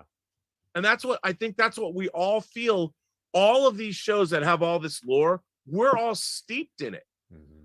But the people that are creating this stuff are trying, well, I have to make it my own. Well, you're giving up your audience, your core audience, which is much bigger than you seem to give it credit for, knows the lore. And if you don't, why are you being paid to write this fucking awful show? Yeah. Because there's better writers out there. And it's just like, why am I watching this show? Why are you ruining an IP because you're a lazy, uncreative, terrible writer? And the thing is, there's no one at Paramount that knows the difference. Where are the network notes that are going like, you realize Guinan's bar is not called 10 Forward. What you've done is you've made a really stupid joke. You've turned this into because you don't understand where the name 10 Forward comes from, and you're denigrating your own fan base. It's lowest common denominator. I feel like we're watching short bus Star Trek. That's what we've been getting since 2009. It's all short bus. It's all written for people. It's written by people that don't get it, for people that are casual fans. We have to bring more people in, and you got to elevate that shit, man. You have to ask your audience to come up to your level. You don't want to be on the lowest common denominator of anything ever. That is the kiss of death. And Paramount should get pissed because their entire franchise is being denigrated. How's that for a Star Trek rant for today? I've missed being on Robservation. Yeah, but you know what? This country does not need stupid people. This country needs, and if you listen to the SCOTUS, my God, those people grandstanding, not understanding what the constraints are of our own our legislative branch. It's like, my God, these are people in government. That entire the farce of those hearings were really disturbing for anybody that wants to live in it. We need to start aspiring to greatness instead of the unbelievable mediocrity that we have fallen into. And you know what? Star Trek is the place where aspiration used to be on display in a time where no one else did that on TV. And now Star Trek is at the lowest point it's ever been because the people that are writing it don't aspire to much. And it's fucking frustrating. And you know what? It does not bode well. I don't want to live in the future that our Star Trek writers are writing today, because it is no future. You got to pick up the pace, man. Let's teach some civics. Let's teach some science and mathematics. Forget all the identity politics. You know what? You're not good enough. You need to do better. And that's what Star Trek is all about. And we all can do better because we need each other. And together we can aspire to greatness. Not anymore. Not anymore. We're all wallowing in mediocrity. And it's going to lead us right off a cliff. So there you go. There's my Star Trek rant for the day. But I'm not kidding. Good Star Trek. You know, Star Trek came out at a time of tumult. You know, we were getting into the war in Indochina, Vietnam. Martin Luther King had been assassinated. Bobby Kennedy was about to be assassinated. John F. Kennedy had been assassinated. The military-industrial complex. Eisenhower warned us about that. The 60s were a time of great change. Star Trek comes along and tells us we have a future because people are good and they're smart and they're better than you. You aspire to be those people. Now Star Trek is just showing you so you can feel better about yourself. No, you're not good enough. You need to be better, as do we all. And that is going to send us to a Star Trek future. Not anymore. Not anymore, though. I hate modern Star Trek. I hate it so much. Yeah, anyway, I think the closest thing to what you're describing right now is For All Mankind. For All Mankind is the Star Trek of today. And oh wait, coincidentally, who created that show? Yeah. Let's think. Oh wait, Ron Moore, who came on board TNG in season 3, co-created. Oh wait, Carnival. He worked on that, and Battlestar Galactica, and now he's doing For All Mankind. By the way, the last 2 episodes, especially the last episode of For All Mankind, was the best science fiction since the original Galactica, or the rebooted Galactica went off the air. Yeah. Esmel, I don't know what happened with Esmel's audio. I see that he looks like he might have stepped out to try and work that out. So let's go ahead and jump to the next person, who's Terje, and then maybe we can have Esmel come in later after he figures out his audio. Terje, you should be able to unmute. I have. Listen to the dulcet sounds of your voice, sir. All the This way is from Norway, Norway. calling on FM 911. Oh, do you need help? No, just a reference to Shatner on Rescue 911. Oh, that's good. Happy birthday to him. 91 going strong. How are you, sir? How are you doing? I'm fine, actually. I'm doing pretty good. Enjoying life. Seen a few movies lately. I was happy to get my Deckard figure. Same as you. All right. It's That pretty. You know what? turned up. I like the figure a lot. I think it's, but the clothes are too clean and the face is just a little soft. Yeah, it's kind of like they have put a soft filter on the face, but I post him in a port. No, not a port. What's it called? When you're like facing this way. Right. Well, I'm gonna swap out. You know what I think I'm gonna do is swap out the head with the bloody head, and then maybe do like a wash on him or something, just a subtle wash. I've never modified any of my figures. I don't know how to do that, but it's a great figure, though. He looks good. The accessories are good. So overall, I'm pleased. It's just like one of my favorite characters ever. So I'm just happy to have him on my shelf. A couple of days ago, I watched a pretty good movie. What'd you watch? I watched this, and the cover is so nice. It has a little nipple on there. Dude, now is that the German media book? Yes. Does it have English subtitles on it? Yes. Yeah, I need to get that so bad because it's 4K. It's on Amazon.de, so it's easy to get. Oh, I gotta get it. French and German, of course. French is the original recording language, but English subtitles. No, I haven't seen it. My love of Paul Verhoeven, you know, is it great? It has Paul Verhoeven written all over it. Maybe he came a little on it. I don't know, but it reeks of Verhoeven. Then I'm in. Count me in a very, very good way. If he came all over it, I will just be there, wafting in the Dutch greatness. Let's just say, when you finish watching that movie, your relationship to the Virgin Mary will never be the same. Oh, I look forward to that. So no, it's really good. Kind of it's kind of like an updated, modern vision from him that has kind of some roots in his flesh plus blood. It's also like a. You know, he studied, I believe, to be a priest. You know, so Catholicism has always informed his work. So I mean, Nuns in Trouble. Come on now. But that's exactly what it isn't a highbrow movie at all. It is just basically a very modernized, wonderful story of non-exploitation. Yeah, which I'm in. I love it. Even though it's based on a book and a real story, it's exactly what you get. It's a lesbian nun movie. and that's a genre that doesn't get enough love these days. Of course, it never gets enough love, that genre. Never get, you know. But it's wonderfully like the cinematography is good. Some of the scenes almost seem kind of theatrical in a way that this could have been like performed as a play. There's a limitation of locales that they visit. And there's even like a courtyard scene where the sky is lit by a comet that really reminds me of kind of like the pink graphics from the original Ghostbusters movie. Oh yeah, okay.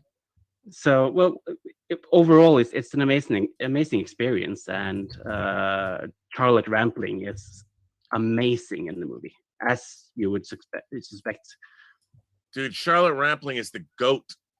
I mean, she can be in love with a former Nazi in The Night Porter. She can be the woman that drives Woody Allen crazy in Stardust Memories. She can be mother, the head of the Bene Gesserit Sisterhood in Dune. She can be the she runs the school and Never Let Me Go, and in this. And I mean, what a career she's had. Oh yeah. She has indeed. And of course, me, as well as anyone else, is watching Picard. And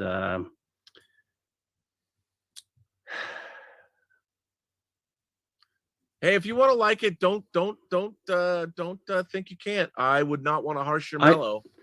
No, I tried to do a sigh, but maybe the audio equipment No, didn't I pick can it hear up. the sigh. I can hear it. No, it's good.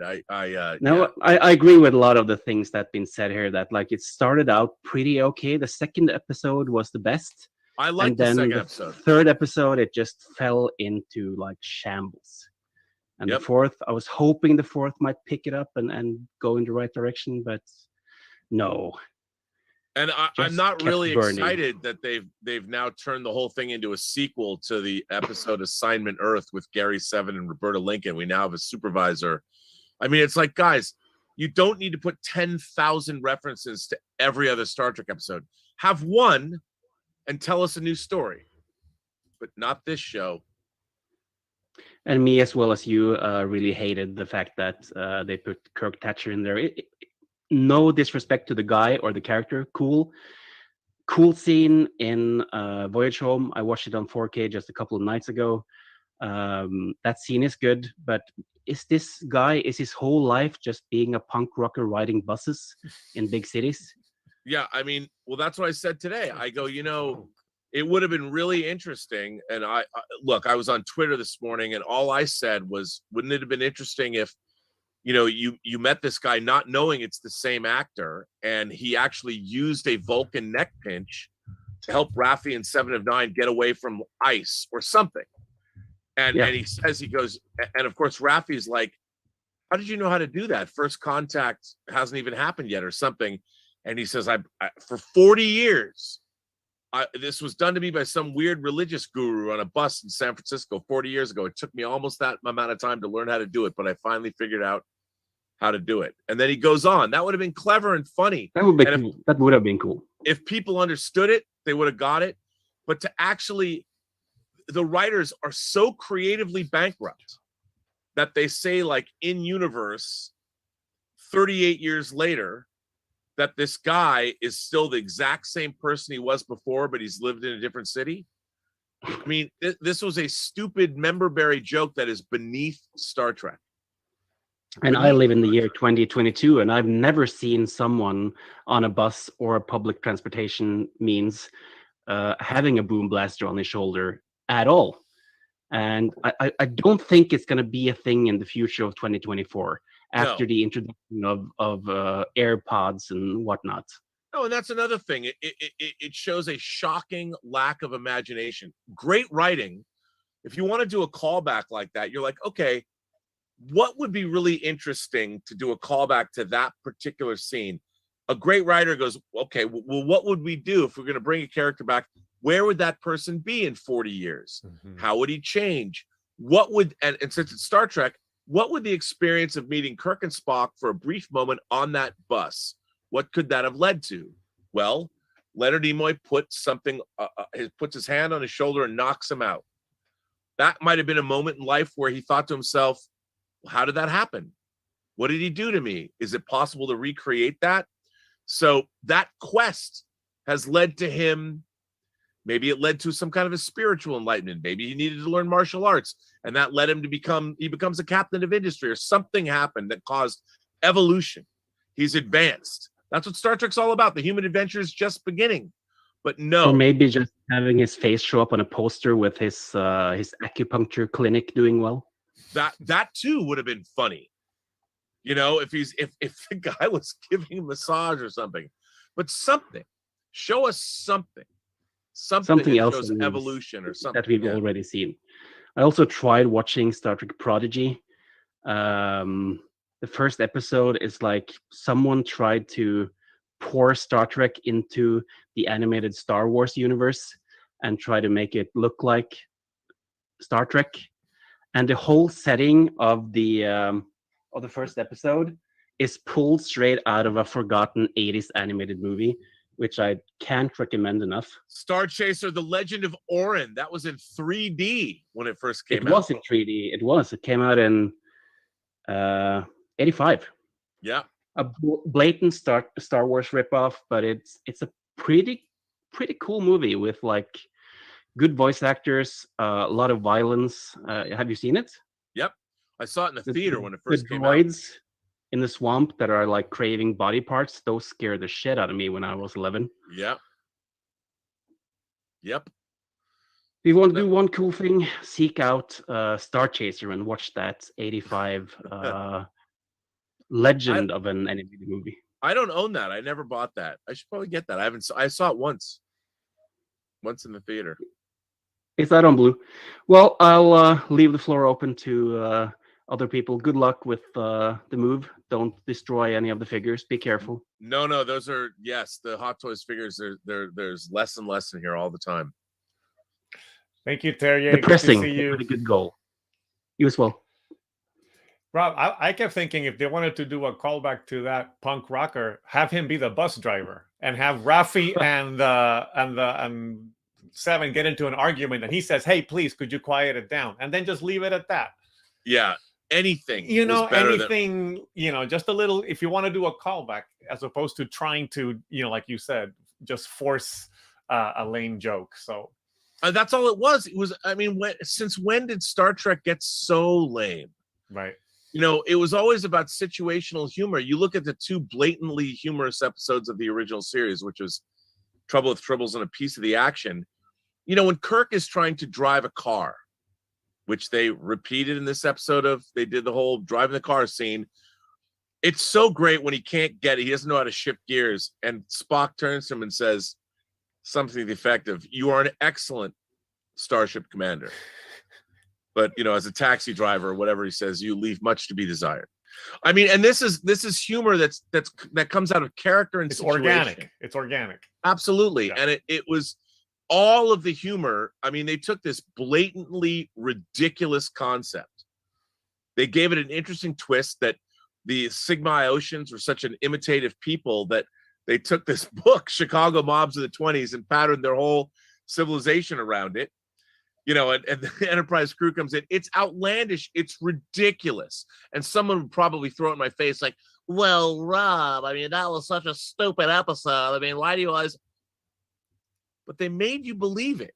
Mm-hmm. And they made the character interaction, the way Kirk and Spock and McCoy interacted with this culture, they took it seriously. And while it was always wink, wink, nudge, nudge, the premise was fascinating, and they never treated it with anything less than respect, and they tried to make it work. Mm-hmm. And it did work. And it was great. Oh. Modern Star, they don't even know. The people writing Star Trek now couldn't even tell you. They will tell you that episode's ridiculous and you should laugh at it. Yeah. They don't get it. We're going to give Esmel another shot here. Esmel, can you try to unmute now? Let's see if we can get your audio to come through. Yeah, can you hear me? Now we can hear you. All right. Can I? Yeah, I don't know what I did. I don't know what I did last time. I did something. Can I wax rhapsodic about your cookies? Oh, sure. Dude. I love to hear people talk about them. Oh, my God. Now, this is the second time. So for those of you who don't know, Ismail brought cookies to the 100 million view party at the John Campea show and gave him these cookies. Now, I don't think I ate one that night, and I brought them home. I swear to God, I don't know what you put in those cookies, but if they are like crack. I mean, you could chop them up and snort them. They're that good. I mean, and they're the most addictive. And the thing is, if you leave them somewhere, and you made them, you individually wrapped them like in various bags. Dude, I made the mistake of, I set it down. I had one of the bags. I think you gave us 4 in the new batch. They were gone. I'm like, where are my cookies, man? So good. Yeah, the noodles, I don't know if you guys didn't even notice that I decorated them. I just put the sugar sprinkles on them. I did each person's football team. Like John and Ann were yellow and blue for the Rams. Rays were orange and brown. I mean, orange and black. Yours was some weird concoction because the Seahawks came. But it's okay. Aaron, I just put everything on Aaron because she has a little boy. So right, no, they were great. But yeah, I've been thinking about the whole Scarlet Witch thing that you guys have been discussing.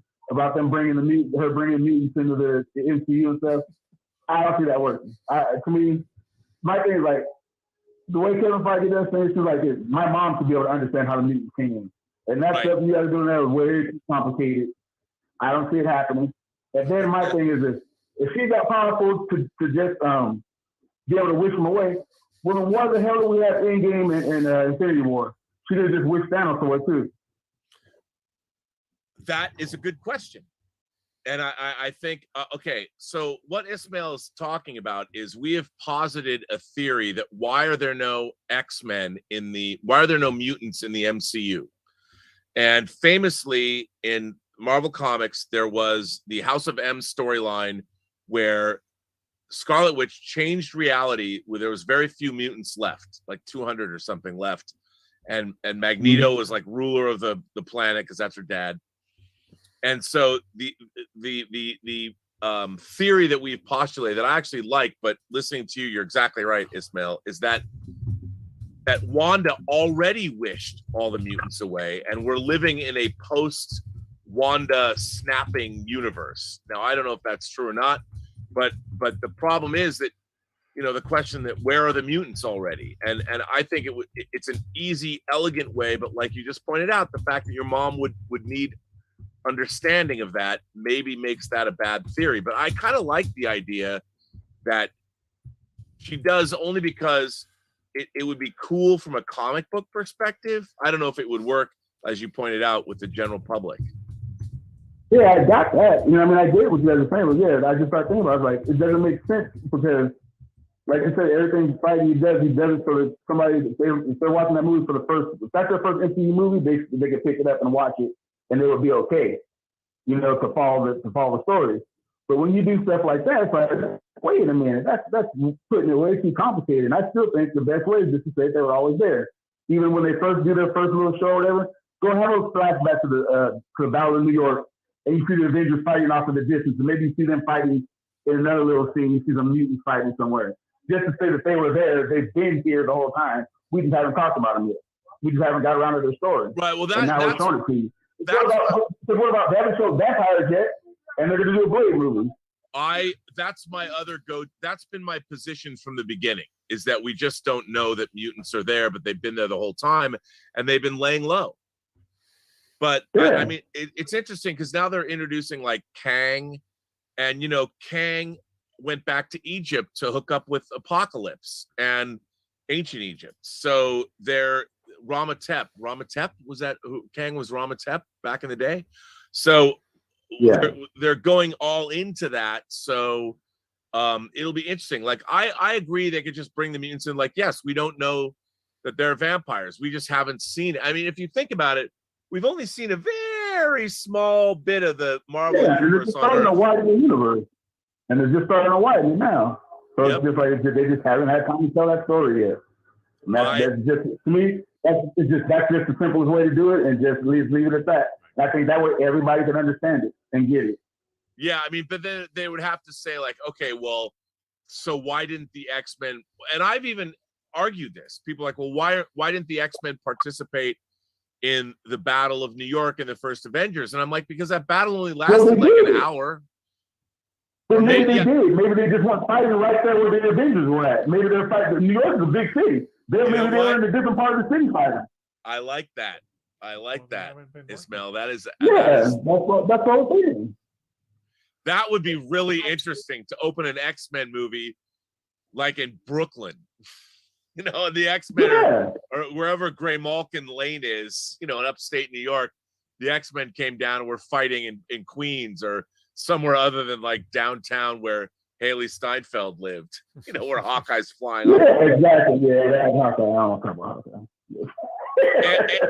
And it would be interesting to see like being at Xavier's School for Gifted Youngsters when Thanos snaps everybody away. Mm-hmm. And who got snapped. Who left. Yeah. See, that's what I'm saying. So that was just one of my things. It was just like I kept hearing you guys talk about that, and I was just like, I don't like it because that makes Scarlet Witch way too powerful. And if she's that powerful, then she should have just snap for Thanos, and that would have been the end of Infinity War and Endgame. You know, because at what point in her life did she do that? She's not that old. So what? She would have had. I mean, she would have had to have done it when she was like a teenager, probably, or something like she that. was like 21, because Elizabeth Olsen's like 33 now.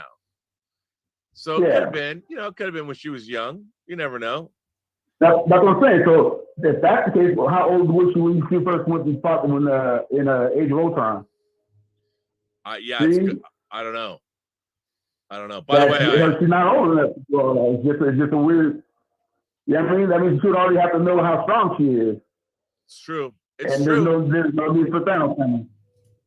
So that's my whole thing with that. It would just eliminate the Infinity Stone. You're not wrong. I can't fault your logic. See, I've been waiting to hit John with that one, but you know, that's another story for another day. Oh, I'm gonna tell him. I'll bring you up this week. And also, the cookies I sent you guys the first time at the 100 million view show were different than the ones I gave you guys at the Batman screen. Well, they were still. They're two different ones, but they're both good. They're damn. I actually like the ones I gave you guys at the Batman better one. Well, yeah, I gotta say, they're a lot more expensive to make. Those cookies that you gave us at the Batman screening were, they might have been the best cookies I've ever eaten in my life, and I don't say that lightly. They were amazing. My only complaint was I didn't get enough of them. You know what? Next time I'm not bringing. I am not bringing a bag of your cookies into a house with 3 women. Not gonna do it. Never again. I should have gone.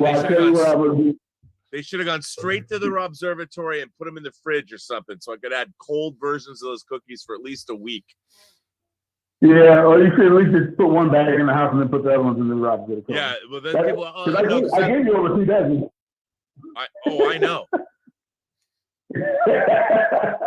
Yeah, and I'm gonna send you the recipe for that.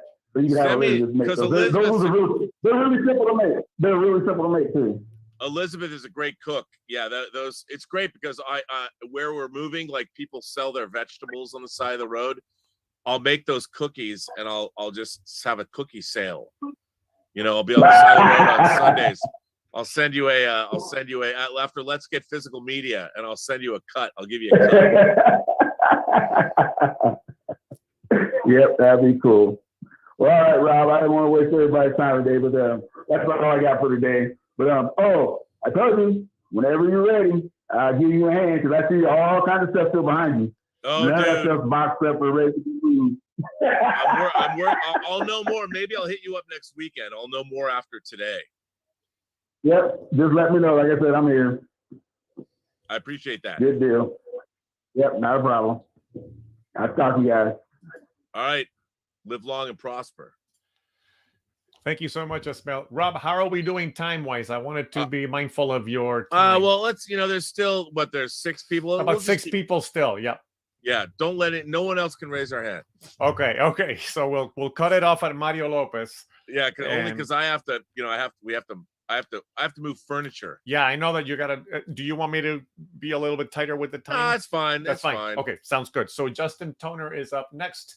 You should be able to unmute now, Justin. Yeah, it's good. Hey, Justin. Hey, what have you bought this week? Come on now. Well, you still have one of them. It's like couldn't refuse buying this. 4K. Have you watched it yet? I popped in The Godfather the other day just to see what it looks like. I watched the first 10 minutes of it, which was funny because I had to go over to a friend's for movie night, and I was almost late because I was starting to get sucked into the movie, because it's so good. So fucking good. Godfather looks fantastic, and it's so good. It's like that opening scene. It's so much fun. You come in here and you disrespect me. It's like you were my friend and now you want something from me. Yeah. When was the last time you invited me over to your house for coffee? What are we gonna do? It's like if we had been friends, then your enemies would be my enemies, and they would fear you. It's such a good way to establish who Don Corleone is. Yep. It's and how he operates. with how he deals with that guy. Wants like him to like kill the guys that tried to. That would like, not be tried to rape his justice. daughter. Your daughter still lives. You gotta just it's like you want revenge, not justice. So good. And there's a Kino Lover sale going on their website. Oh, really? Yeah, through it's a March into April sale. It's good until I think the 19th. Wow. Okay. Yeah, a bunch of stuff is on sale. I finally got the Hard Target 4K. It was down to like $15.99. So I was like, yeah. Like, I hadn't bought it yet, so I'm glad I waited. I was like, they just put out The Apartment too, and that's worth getting. Yeah. I also picked up the Eastern Promises 4K that just came out. Yep. And also got a movie that I finally watched for the first time this week, thanks to my friend on movie night, The Last Seduction.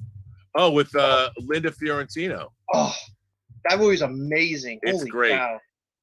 That's like John Dahl. Did he direct that? Yeah, John Dahl.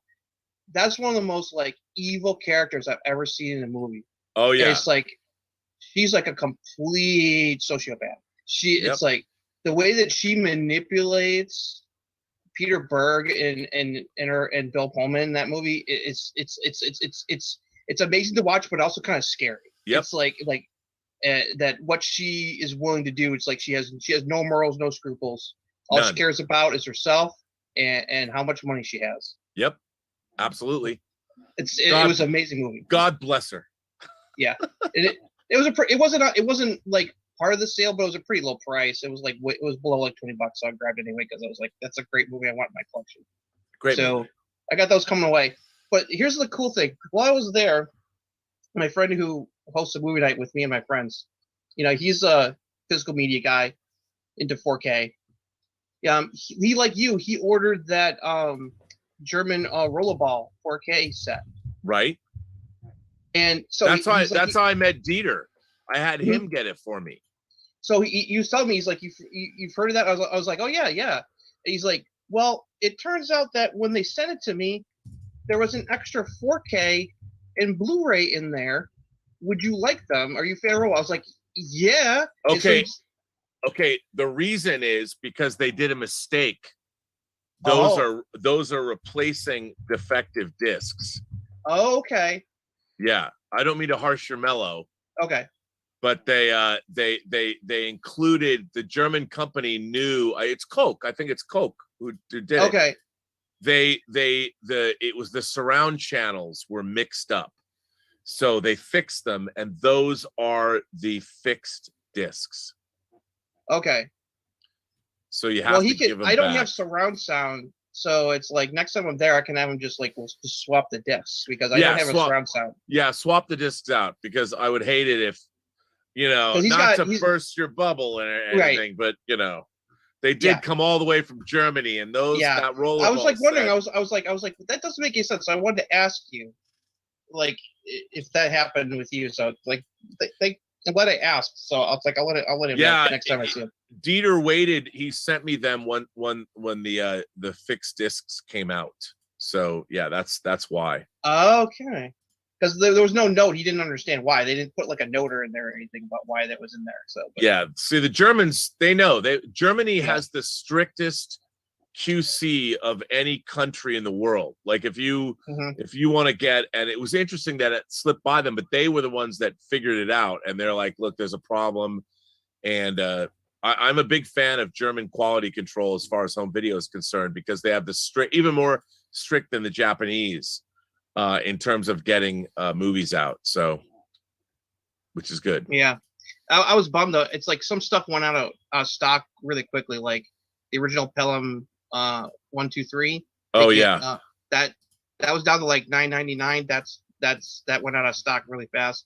The new Remo Realisms Blu-ray. Yep. I wanted to get that because that was down to like only $10. It was already sold out by the time I found out. They'll probably repress that stuff too. Oh yeah, it'll be back in stock. I was just like bummed. I was like, oh, I could have gotten it for $10 if I'd moved faster. It's like, and like they had I just recently watched the FX and FX2. They were on Amazon Prime. Those are really fun movies. I really like them. They are fun. I like those. The 2-pack was like it's like down to $12. The site said it told me it was out of stock, but then when I went back the next day, it was back in stock. So I don't know what happened there. So I was like, Wow. and I already had done my order. So I was like, it's like, darn it. Yeah. It's the way it happens. But I got I shouldn't say because we haven't done it. I don't have much, but I got a few things that are interesting for tomorrow's show. Yeah, there's some cool news coming up, especially the Truer Mads 4K is finally coming over from Meryl to the stateside for those who didn't want to import it. So I saw that. That was good news. I'm gonna see if I can get my hands on it. Yeah, it's great. It's really good. All right, I will turn it over to somebody else. All right, Justin, good to Talk see to you. later. Thanks for all the work, man. Thank you. Thank you, Justin. Hey, Rob, I forgot to mention earlier that Benedetta is on Hulu.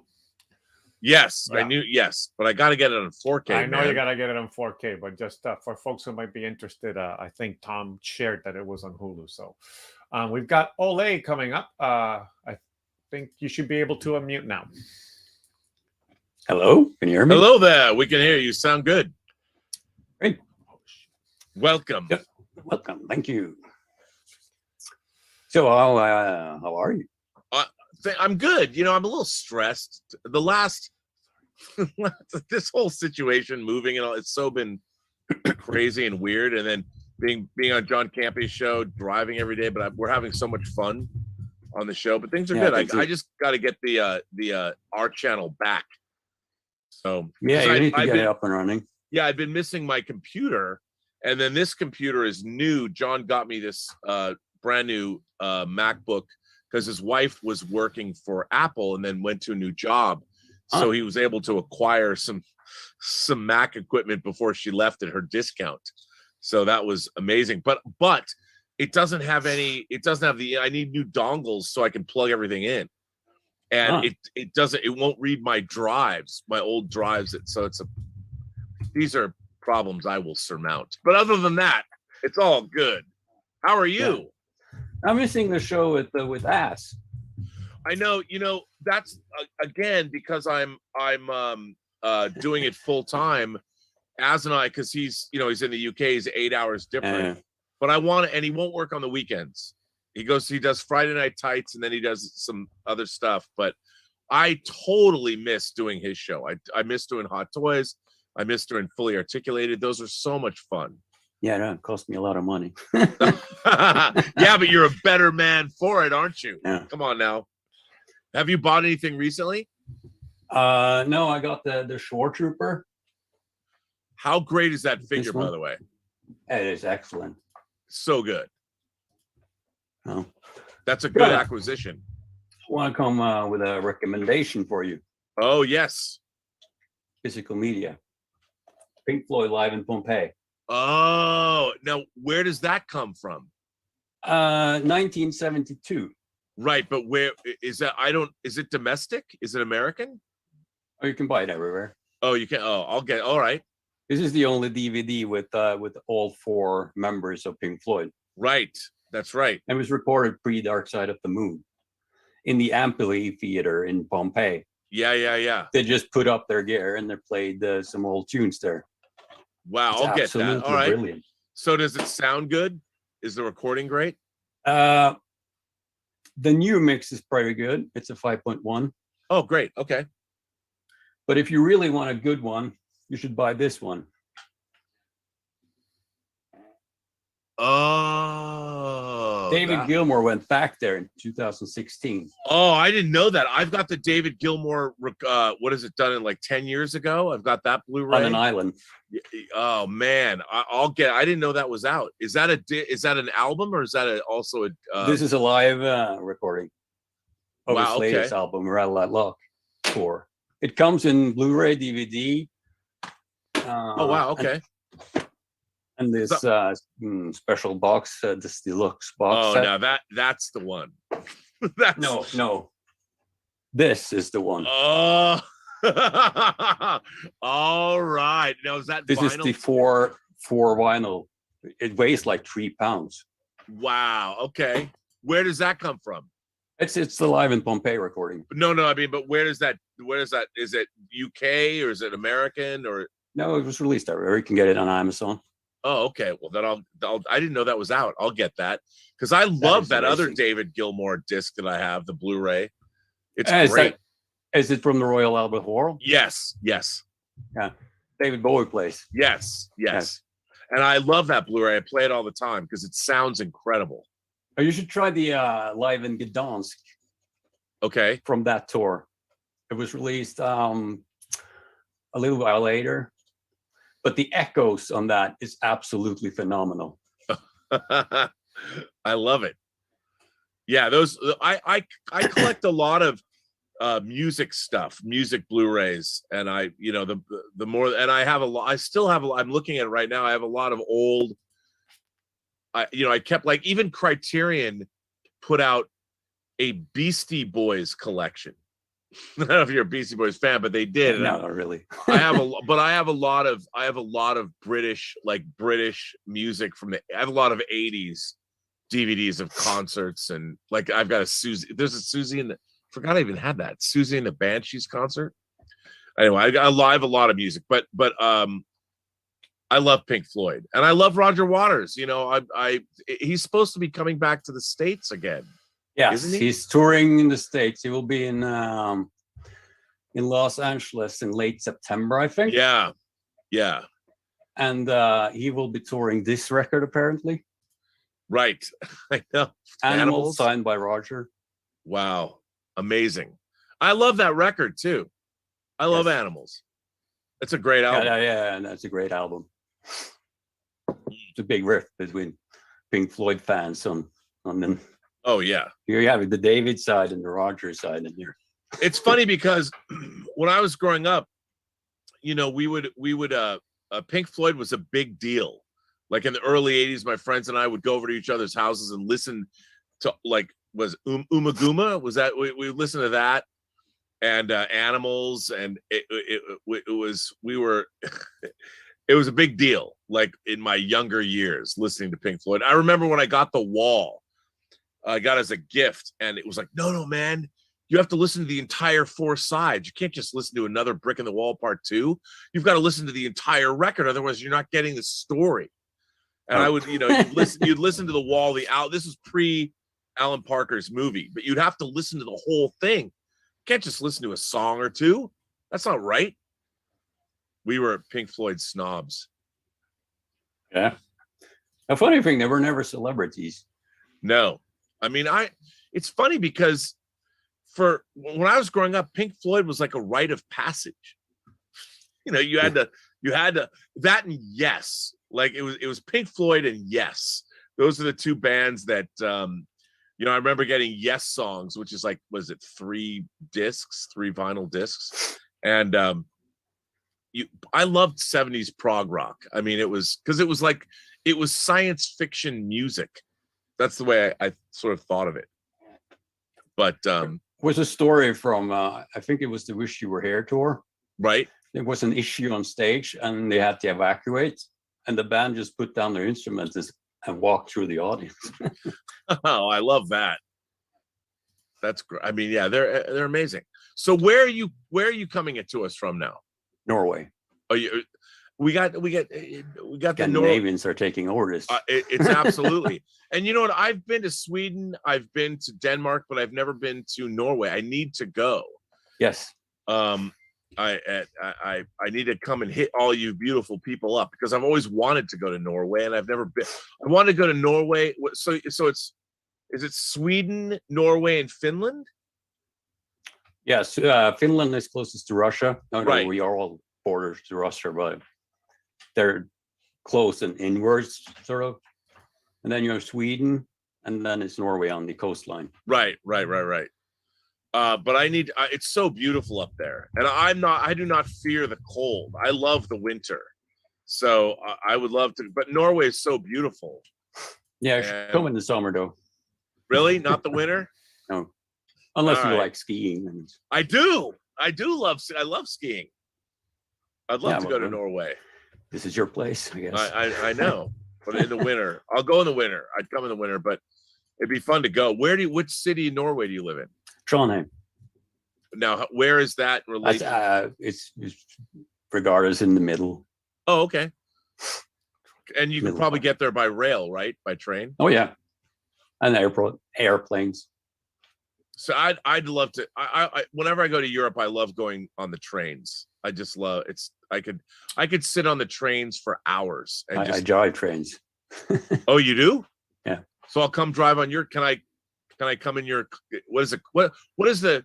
Is it called the cockpit? What is it called in a train? No, it's just the driving room. Can I It come depends in? who you ask, really. Oh, well, can I? If I come on your train, can you let me up front? Can I come in and watch you drive the train? Probably, I don't know. I mean, I'm not a What's the terrorist. I rules? promise. I'll bring my credentials. I would love that. They're That'd be very, awesome. they're very strict in those such things. Those. Yeah, but can I say I'm a loudmouth American and talk a lot on YouTube, and they'll have to? Yeah, let me no, in? it's because of jumpers. Oh, well, I'm that too.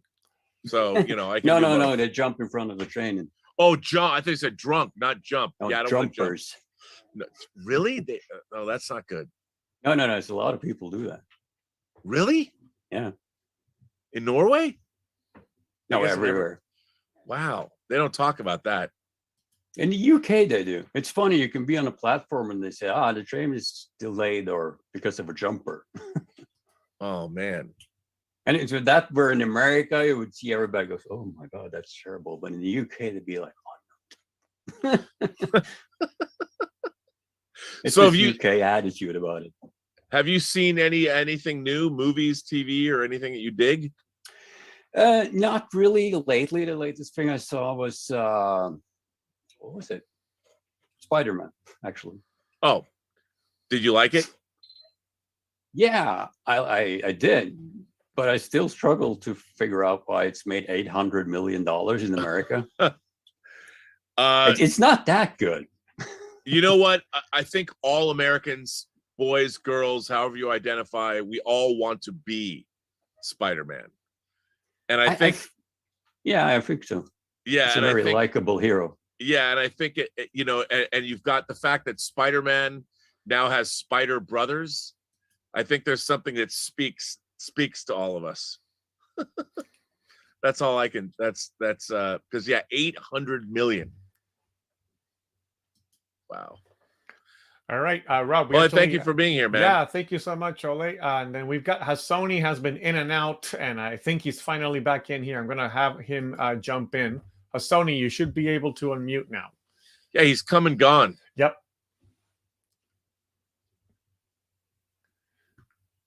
He's probably not. He's gone now. He's gone now. All right. Gone now. Swept away. Hassoni's not there. Hello, Hassoni. Okay. Claude's here, though. I will then mute Hassoni again, and then we will go to Claude. Claude, you should be able to unmute now, my friend. Hey. How are you, sir? All right. How are you doing? I keep wanting to ask you. I can only imagine what it's like to be in your line of work in this day and age. It's interesting every day. I can only imagine. But it's an everyday thing. It's never been it's I would say that since Dunboss, even prior to that, it's been an everyday thing.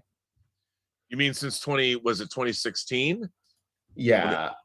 2014, 2013. I mean, right after that, hold on a second. Hold on one second. Hey, babe, you're on live. I know I'm finishing up. Claude is on right now. Hey. Say hello to Claude.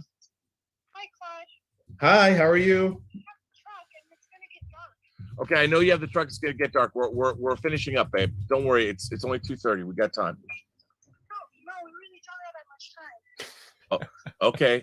I know. I'm just 20 minutes late. We're finishing up. Okay. Please finish up because I don't want to be emptying the truck in the dark. We're not going to Rob. We're not going to empty the truck in the dark, babe. No, we're not. Okay. Okay. Bye. Tight leash. Anyway. Yeah, I know, right? She's like, come on. It's like 2:30. Come on, man. It's daylight saving time. It doesn't get dark here until like 7. So, but anyway, Claude, back to you. Yeah. So It's definitely been a thing that everybody's been thinking about for a long time. But yeah, what am I doing? I'm trying to finish my capstone project for Georgetown University, last class. That's gonna occupy the next 5 weeks. And in a few minutes, I'm gonna leave for a work party. Wow, that's good. Yeah, we actually have been watching Winning Time. What do you think? I love it. I mean, Candida's into it. It's pretty amazing. I think that explains why it is. I grew up with no interest in basketball whatsoever. Growing up in New York, there wasn't even a sport I even considered for a second because there was only baseball, there's only the Yankees, and there was like the rise of basketball to the sport that it is now is amazeballs to me completely. And I think it does a good job of showing that. Yeah. I mean, in terms of creating this, like, and even when the show starts, it's like no one cared about basketball. I mean, I did because growing up in Seattle, the Supersonics were the world champions in 78, 79. Oh, wow. Okay. You know, and so that dynasty, we had downtown Freddie Brown, we had Jack Sikma and Slick Watts, and you know, every kid knew that team, and then they won the championship. But then, you know, Seattle let them go. And I thought the Seattle Supersonics was like the coolest name because of Boeing, the coolest name of any football or a sports team ever. Yeah. And it was awesome. But yeah, Winning Time. I mean, I've heard that the way that Jerry West is being portrayed is not necessarily accurate, but it certainly is fun. It's hysterical, and it does point, whether or not how accurate it is. It's interesting that those kinds of guys are winners, you know. Right. Yep. That Michael Jordan type, that, you know, there's the Michael Jordan type, and then there's the LeBron type, you could say. And, you know, Magic may want to have fun, Jerry West may want to just win. It's really, really interesting comparison between the two.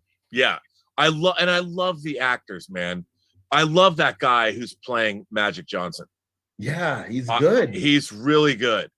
And I don't think I've seen it, but he's got the swagger, but you still love him, you know. And did Magic Johnson, the real Magic Johnson, okay this? Because this is pretty wild. You know what? I've wondered. I had read they had a technical advisor on the show that knew Jerry West, and he quit after like a day and a half because he hated the portrayal of Jerry West. Yeah. And I'm just like, okay, it's Adam McKay's show, and I love The Big Short, but I whether it's true or not, I mean, it's heightened reality. I want to be John C. Reilly. I want to be that guy. I think of him when I'm watching. I think of you when I'm watching him. Dr. Bus, man. If I was rich, I'd be that guy. I'd be like Dr. Bus. I'd hang out at the Playboy Mansion, but I'd be a good father, and I'd still want everybody to have a good time. That scene at the Playboy Mansion was crazy. It's just, and I've been to the Playboy twice. Mansion. I went to the Playboy Mansion twice. Wow. Yeah, and I'm sure you didn't see that. I didn't. Well, I'll tell you, I never told this story. Oh boy. No, I shouldn't do it because this is live. Yeah. I shouldn't do this. This is live. Ask me to tell you my Martin Landau story. Oh, I'm gonna hit you up. Yeah, my Martin Landau story. That Neil. It's the Neil Patrick Harris and Martin Landau story. Wow. From my second time at the Playboy Mansion. Wow. Yep. Gonna leave us all hanging. No, I'm gonna leave you all hanging. I mean, it's only because I could get demonetized because this is live on YouTube. So I'm like, maybe I shouldn't tell it. Yeah. But I'll start out by telling it. So there is a thing at the Playboy Mansion called the Grotto, and the Grotto was an adjunct to the giant pool that was there, and it was covered over, and there was lots of, let's call them shenanigans that would happen in the Grotto. Because it was not deep and you could wade in there and people could go in there, and there was lots of, let's call it, activity that would go on there. Well, when I was at the Playboy Mansion, I was hanging out kind of right outside the Grotto, just having a conversation, and out runs, I think, a very drunk Neil Patrick Harris. Doogie Howser himself. I don't know Neil Patrick Harris. I've never met Neil Patrick Harris, but he runs over and he looks right at me and he grabs me on my shoulders and his face is right up to me and he goes, "You have to go in there. You have to see what's going on.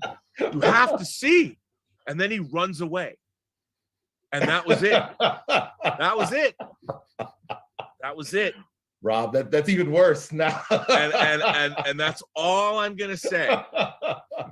I'm leaving everyone on a cliffhanger. What was it he wanted me to see? All I'm gonna say is it involved Martin Landau. I'm just gonna leave it at that. I'm gonna and Martin. Wow.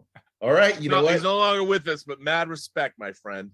Actually, there's a reason why Martin Landau is not far from me. I keep him here. I keep him safe. So we'll be waiting. You know what? I'm going to tell Candida we'll be waiting for that story later. So Yep. Well, you know what? Let me. I do not want to get in trouble with Miss Elizabeth. So you know what?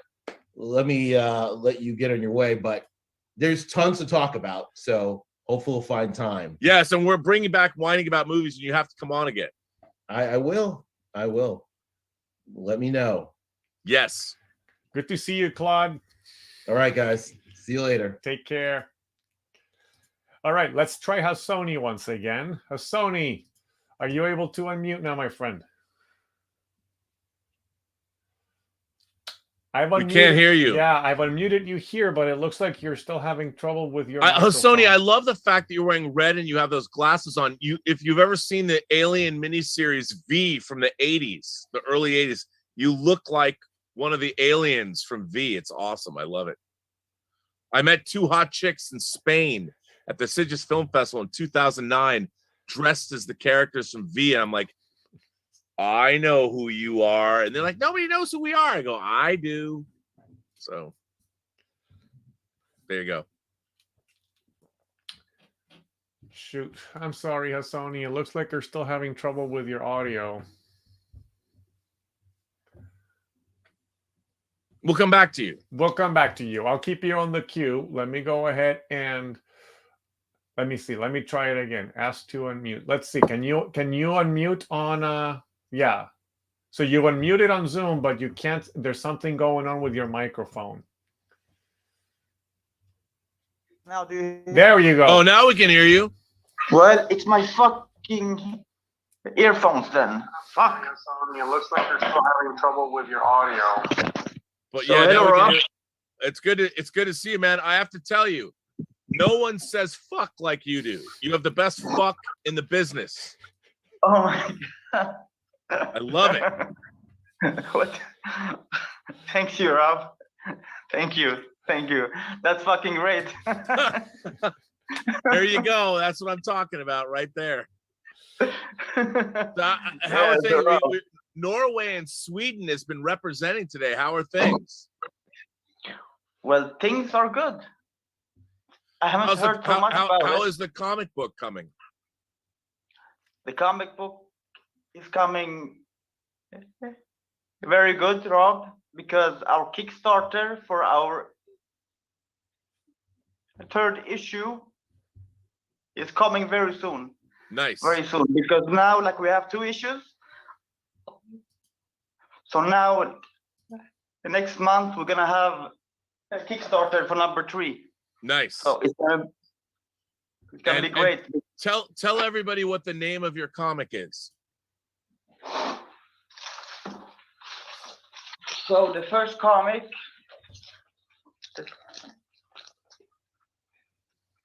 Wahid and the Weapon of Mass Destruction. Nice. Yeah, so he is a weapon of mass destruction. That's what they think, at least. Yes. And the second issue is named Wahid, Dawn of Evil. I love it. And what is the third issue going to be called? The third issue, Rob, is gonna called Wahid, Kill All 11. All right. And you're You know writing what these. Daesh is? You know what Daesh is? No.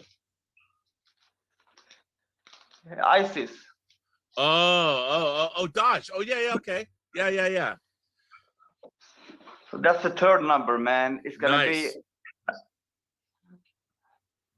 You're the man, Hassoni.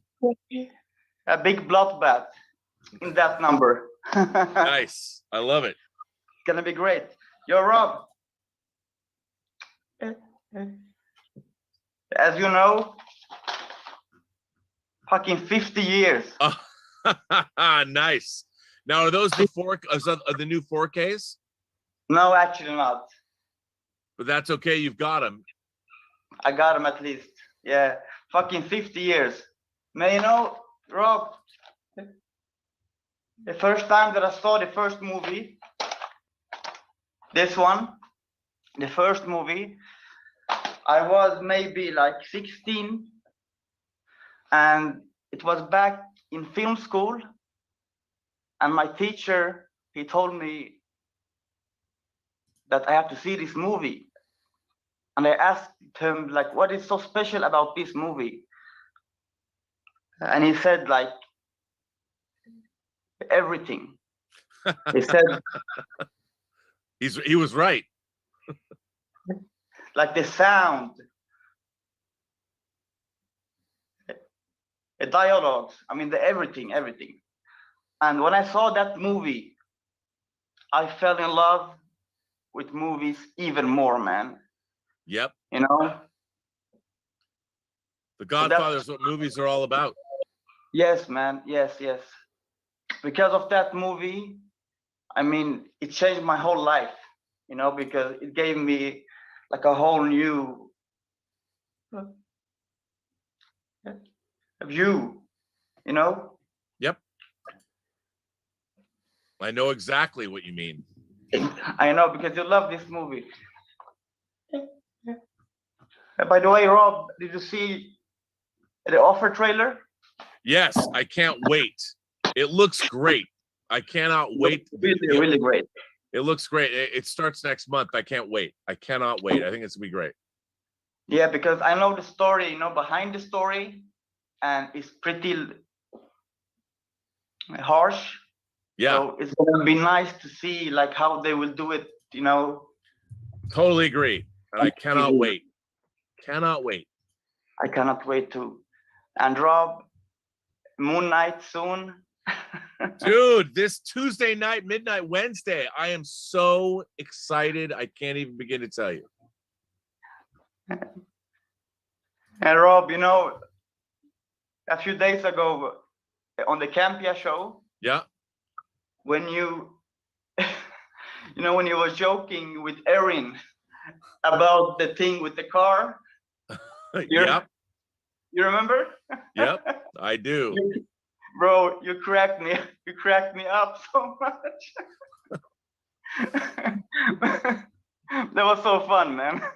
But Erin is great, by the way. I love her to death. She's amazing. Yeah, she's great. You know, but it's always like something with sex-related jokes. And I love Not it, man. me. I never do that. No. I know. No, but it's fun. Well, I'm glad. That's good. I'm glad it translates all the way into Sweden, because sometimes I say stuff that I think people are like, what did he say? No, I have to be man, careful, no, though, man. because I don't want to get in trouble. No, you're not in trouble, man. That's entertainment, Rob. I'm glad you think so. Sony, that makes me happy. Nice, bro. And I love your new house, by the way. I mean, I saw the pictures. Yeah, wait till you see. It's going to be great when we're finally all in there. Nice, man. So you'll have like a new office. Yeah, it's good. This is going to be, I'm not going to be so close to the wall. You know, it's going to be more open and airy and more colors. And because when I moved in here, it wasn't designed. I didn't know I was going to be broadcasting from here necessarily. But this time I do know that I'm going to be broadcasting. So it'll look better. Nice, bro. Nice. Because you have many stuff that you can showcase there. I know. You know? You have no You're nice. idea. This is ridiculous. Bro, do you collect pops? I don't. I only have a few pops, but I like them. Okay. Well, I want to show you one special pop. Look at this. It's reflecting in the. Oh, nice. Wait. It's a Venom-sized Yep. Doctor Doom. Yep. I love it. I like those half and half. Those are good. Hot Toys makes those too. They make like Venom Pool, and they make the combination. Good. Man, I want those Hot Toys, but fuck, they're so expensive, man. They are. They are. Okay. They are. Elizabeth, she's sending me all these messages. Yes. I feel you. Hey, but bro, did you get my mail? No. Did you send it to me? Yeah, because I did send it like 2 weeks ago, and I got response by Mike. So he said, yes. Yeah. So yeah, I've just been really busy. I know. Well, if you have time, just read it. I will. In the show. So I will do that. He sent me all the letters. I just haven't done a show, so I haven't read it. I understand that, Rob, of course. But I'll be back. I'll be back, Sony. I know, Rob. I know it. All good. All good, Rob. Well, let me say goodbye, just because Elizabeth, I want to get to no Mario. Problem, Rob. All right, dude. Good to see you, problem. Sony. You too, Rob. I'll see you next time. Yes, sir. All right, so we got Mario and we got RRT and Z. RRT got bumped down by mistake here, and I think he said he's gonna be quick, so I'm gonna go ahead and have him jump in first. RRT, you want to come in with your comments? He might not be there. He might not be there. No, I'm here. Oh, he's here. Okay. Yep. What's up, man? Well, hello from New Zealand. Kia How are ora. you? How is New Zealand? Cold and a bit windy because we're going into winter. Yep. Have a look. All right. I was going to get you to help me solve a very thorny comic issue, which requires your connoisseur's knowledge. Uh-oh. But you got to go. So I'm just going to give you sort of a mind-blowing thought that I had this week. Not because I'm clever, but because I looked at the calendar. You ready? Yep. Okay. You're brought up in the Jewish faith, yeah? Yes. So, in Catholicism, which some of the people obviously in chat will know, Catholicism, 25th of March is celebrated as the Annunciation of Mary. Archangel Gabriel comes to Mary, tells her, "You will bear a son, be the Savior." Right? 25th of March. Ready? All right. 25th of March is the day in Lord of the Rings Frodo destroys the ring. Come on. Yeah. Tolkien was quite a serious Catholic, but it's true. Right, of course. Look it up. It's in the appendices. I just put 2 and 2 together on Friday. Wow. How's that? That is very, very cool. Mind blown? My mind is blown. By the way, I was telling somebody that Catholic Jewish intermarriages work the best. That's statistically a true thing, I think. I completely believe you. Well, look, I'll leave you with that thought. Wow. So Frodo destroyed the ring, yesterday for America. Yeah, 25th of March, same day as the Annunciation of Mary is celebrated. That's amazing. What was going on in Tolkien's mind? What was going on in his mind, eh? Yeah, I don't know. Mary and the destruction of the ring. Well, the restoration of God, I guess. I don't know. Mm-hmm. Yeah. Well, he has to say he was a devout Catholic, brought up in the faith. The Catholic, when he became an orphan, Catholic Church took him in. So some influence there, but is there a deeper meaning? I don't know, and I'll leave you with that because I know you've got another person to talk to. So God bless. I love it, but it's good to see you. Good to see you too. Thank you, RRT. And we've got Mario. You should be able to unmute now, Mario. Mario, hello. Hi there. How are you, Rob? So good. I will be fast. I don't want Elizabeth to kill me. No, it's okay. It's good to see you.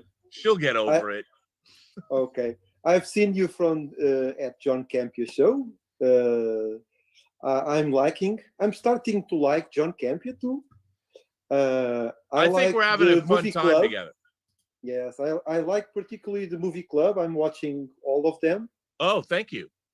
You talk about The Godfather. I will have to see it again. And you talk about James Caan. And I remember a movie that if it was made by Quentin Tarantino, it would be one of the most notorious movies. That is The Way of the Gun. It's so great. It's one of my favorite movies. Isn't that Chris McQuarrie? Yes, yeah, exactly. It's so great. It's a really underrated movie. I agree. I know Chris a little bit, and he's a really smart guy, and I like Way of the Gun a lot. Yeah, I wish one day you maybe will do a review about that movie because it's really great, and I think that many people have never seen it. No, it is kind of a forgotten film, but I think, you know, as he's done the Mission Impossible movies and things, I think people are rediscovering what a great cast that movie has too. Incredible. Yes. Just another question. I've seen some messages from the actors from Justice League. Yep. Can I have some hope for Justice League 2? You know what? In this day and age, I would say never say never. But with David Zaslav and Discovery taking over Warner Brothers, I mean, it really comes down to money. And like, I don't know how well the Snyder cut of Justice League did for everyone, but maybe, I mean, you know, we're still getting a Flash movie. We're getting another Aquaman movie. We're getting another Wonder Woman movie with Zack Snyder's cast. So maybe it would make sense to make another Justice League movie. I would love to see it. I really did. I was so disappointed in the theatrical version of Justice League. And while I don't think Zack Snyder's version is perfect, I really do love it. I mean, I love Man of Steel, and I did like the Ultimate Edition of Batman v Superman. The mythic nature of it all. Do I think they're the greatest movies in the world? No. But as a DC fan, Zack Snyder's Justice League trilogy of Man of Steel, Batman v Superman, and his version of Justice League, I really like them. I mean, they're very unique, and if you watch them all together, I think they're really incredible, to be honest. And they're just different. And I don't know if they'll ever gonna make another one. And the final cliffhanger, it's so great. It's Jared great. Leto is amazing in that last scene. Oh yeah. I did not like the scene from the new Joker. We haven't have enough Jokers. Yeah, I kind of feel the same way too. I'm like, do we need another Joker? I thought he did a good job, but it's like enough of the Joker. Enough. Yeah. Put him away for a while. Yeah, and Suicide Squad, I think it has a lot of images from the Joker of Jared Leto that we never saw. Yeah, Maybe I mean, I would day love we to can see an have air cut. I would cut too. Yeah, I would love to see that because, yeah, the Joker, I think he was, whatever they did, what Warner Brothers did to David Ayer's Suicide Squad is terrible. And David Ayer is a great filmmaker, and I would love to see his version. I would love to see, you can look at the trailers and see so much interesting Joker stuff that we never saw. And I want to see that movie. Yeah, me too. Okay. How's your mom, by the way? Oh, she's fine. I'm always watching something with her. Well, please give her my best. I will. Thank you. Okay. I think maybe I should go. Mario, it was good to see you. And Thank everyone, you, Mario. all of our members, I want to thank you for continuing to support this channel. And remember, I will be back. We're going to be April. We're back in force. So it's going to be a lot of fun. Thanks for sticking with me through the last month. People are like, are you going away? I'm like, I'm not going away. I'm just, it's just a little discombobulated, but I'm I should say disconrobulated. Wah, wah, wah. I know, I'm sorry, I can't even believe I just said that. That's embarrassing. I said that live on YouTube. Disconrobulated, that's what I've been. Now it's a thing. Now I'm going to use it more than once. But I want to thank you all for being members and supporting the channel. I want to thank, of course, Roberto Suarez for hosting these member chats, the MOC Club. It's so great. And we're going to do it, of course, in 2 weeks. And in 2 weeks, I promise you, I'll be coming to you from the new and improved Robservatory. And I'm very excited about that. And hopefully I'll be moved by then, because if I'm not, you won't see me, because I'll be 6 feet under somewhere, buried underground. And we don't want that to happen today, so we better let you go, right? Yes. I want to thank you all for being here. Thanks for the member calls. I love them so much. And thanks to all my moderators there, Justin, Louise, I can see that you're here. And Louise and I, one day, I want to go to the UK and get Louise just hammered, and we're going to just have a rant, like day drinking. Louise and I are going to day drink for 12 hours, pint after pint after pint, and talk about how much we hate modern Star Trek. It's going to be great. Can't wait. All right. Great to see everybody. See you later, Rob. All right, everyone. Thank you so much. And remember, every person you meet has a story to tell that you have yet to hear. All you have to do is listen. Now I'm going to go listen to Elizabeth Gwendolyn Bell as she yells and screams at me, but it'll be worth it in the long run. So I will see you later.